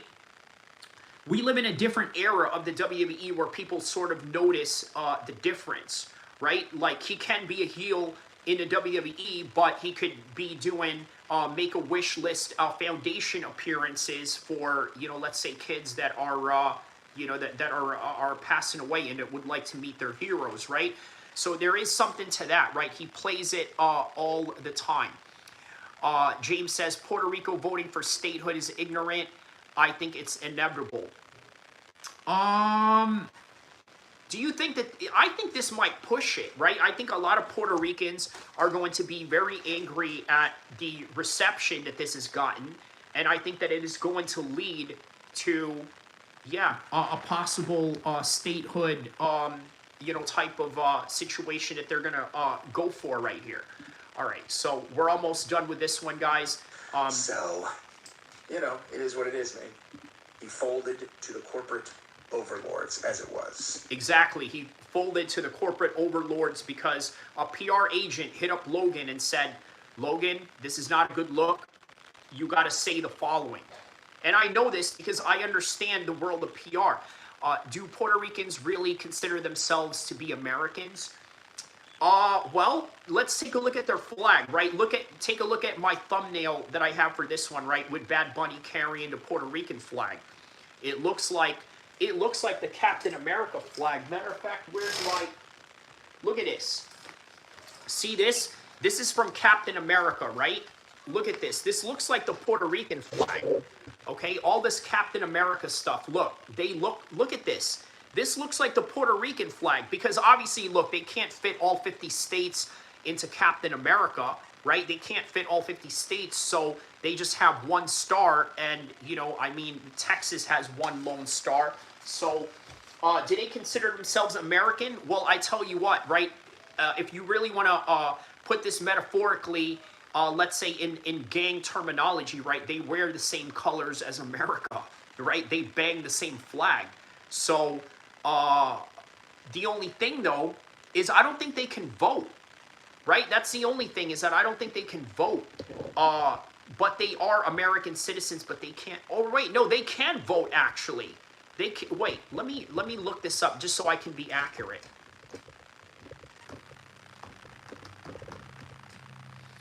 Can Puerto Ricans vote? And AI says, whether Puerto Ricans can vote depends entirely on where they reside. While all Puerto Ricans are U.S. citizens, their voting rights in the federal elections are tied to their residency in the U.S. rather than their citizenship. So residents of Puerto Rico cannot vote in the U.S. general elections for the president. This is because Puerto Rico is a territory and not a state, and therefore no electorals in the Electoral College. They lack voting representation in Congress. They instead elect a resident commissioner to the House of Representatives who can introduce legislation but cannot vote on final bills. Okay? So I hope that explains it right there. He says, bad commie, ha ha ha, butt pirate, loser. Okay, I'm going to get rid of you. You're sent to the shadow realm. Bow! Like that, sent to the shadow realm.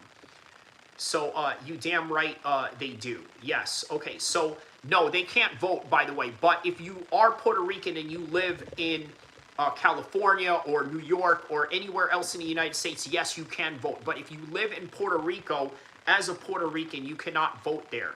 So that is the reality of that particular situation. All right, guys, so we got about 1,000 people around the world that has tapped in already. I've reached my goal for this one. Let's finish up this video, and then we'll head on out of here. Bottom line is this, dude. Okay, don't be dumb. Lefties, they're attacking people for like whatever, and people on the right, don't be dumb. Okay, be mad at the right people. Okay, don't be mad at Democrats if they don't talk shit. If they talk shit, light them up, dude. You should be upset at corporate overlords who intentionally manipulate us so that we will fight. Every time. And this is the most egregious example of it I've ever seen in my entire life. As an American, I've never seen a more egregious example of the elite class fanning the flames to make sure we will fight and to absolutely 100% intentionally erode the fabric that is the United States. This is the stuff that matters. This is the stuff that matters. Okay? When people say, oh, they hijacked the Super Bowl halftime show, if you're a Democrat and you hear them say that and you hear, oh, they're being racist. No, no, no. We have to have things that are in common. We have to have things that we all come together for. There has to be something that we all agree. And Jesse is right about that, right? Sports is one thing that binds a lot of Americans together, right? This is a reason why Donald Trump wanted to put a White House fight card. And that, of course, the other reason is because of the fact that, well, let's be honest, right? It is a gift for people in the UFC fan base that has normalized him, put him back in the fold in the presidency, and also put him back into the mainstream because of their love for Donald Trump and his past appearances during that time of which. So James says, we will never be on one political party system. They need to get over it. Facts. And this is sort of how I started the stream, right? I started from the very beginning of the stream. I said that it is not the first time America is divided. If you go back to the days of George Washington versus the Federalists, he had these problems even after America became its own sovereign nation. So he says, go after baseball. Puerto Ricans will lose their mind. Oh, yeah, bro, you're right about that. Yeah, Puerto Ricans love them some baseball, man. The Puerto Ricans, Dominicans, Japanese, and Americans, I think, are the top of the world when it comes to baseball. Today's about America, and we're all on the same team. There has to be that. There has to be that. If there is nothing that we can come together on, how about the Olympics? Can we all agree that we're going to root for America in the Olympics? Is that okay? Well, how about can we all agree that we're going to root for Team USA in the FIFA World Cup, right? I mean, obviously, it is USA that's going to be the home advantage on that one. All these other countries are going to be flying in. They're going to have the disadvantage of having, let's say, what do you call it? Flight fatigue, or you know what I'm talking about, right? Time zone fatigue. You know what I'm talking about, right? They have that advantage, right? They have a home field advantage. Could they win it? Possibly, but the U.S. soccer team is an ever-improving team, so we shall see. Is that all right?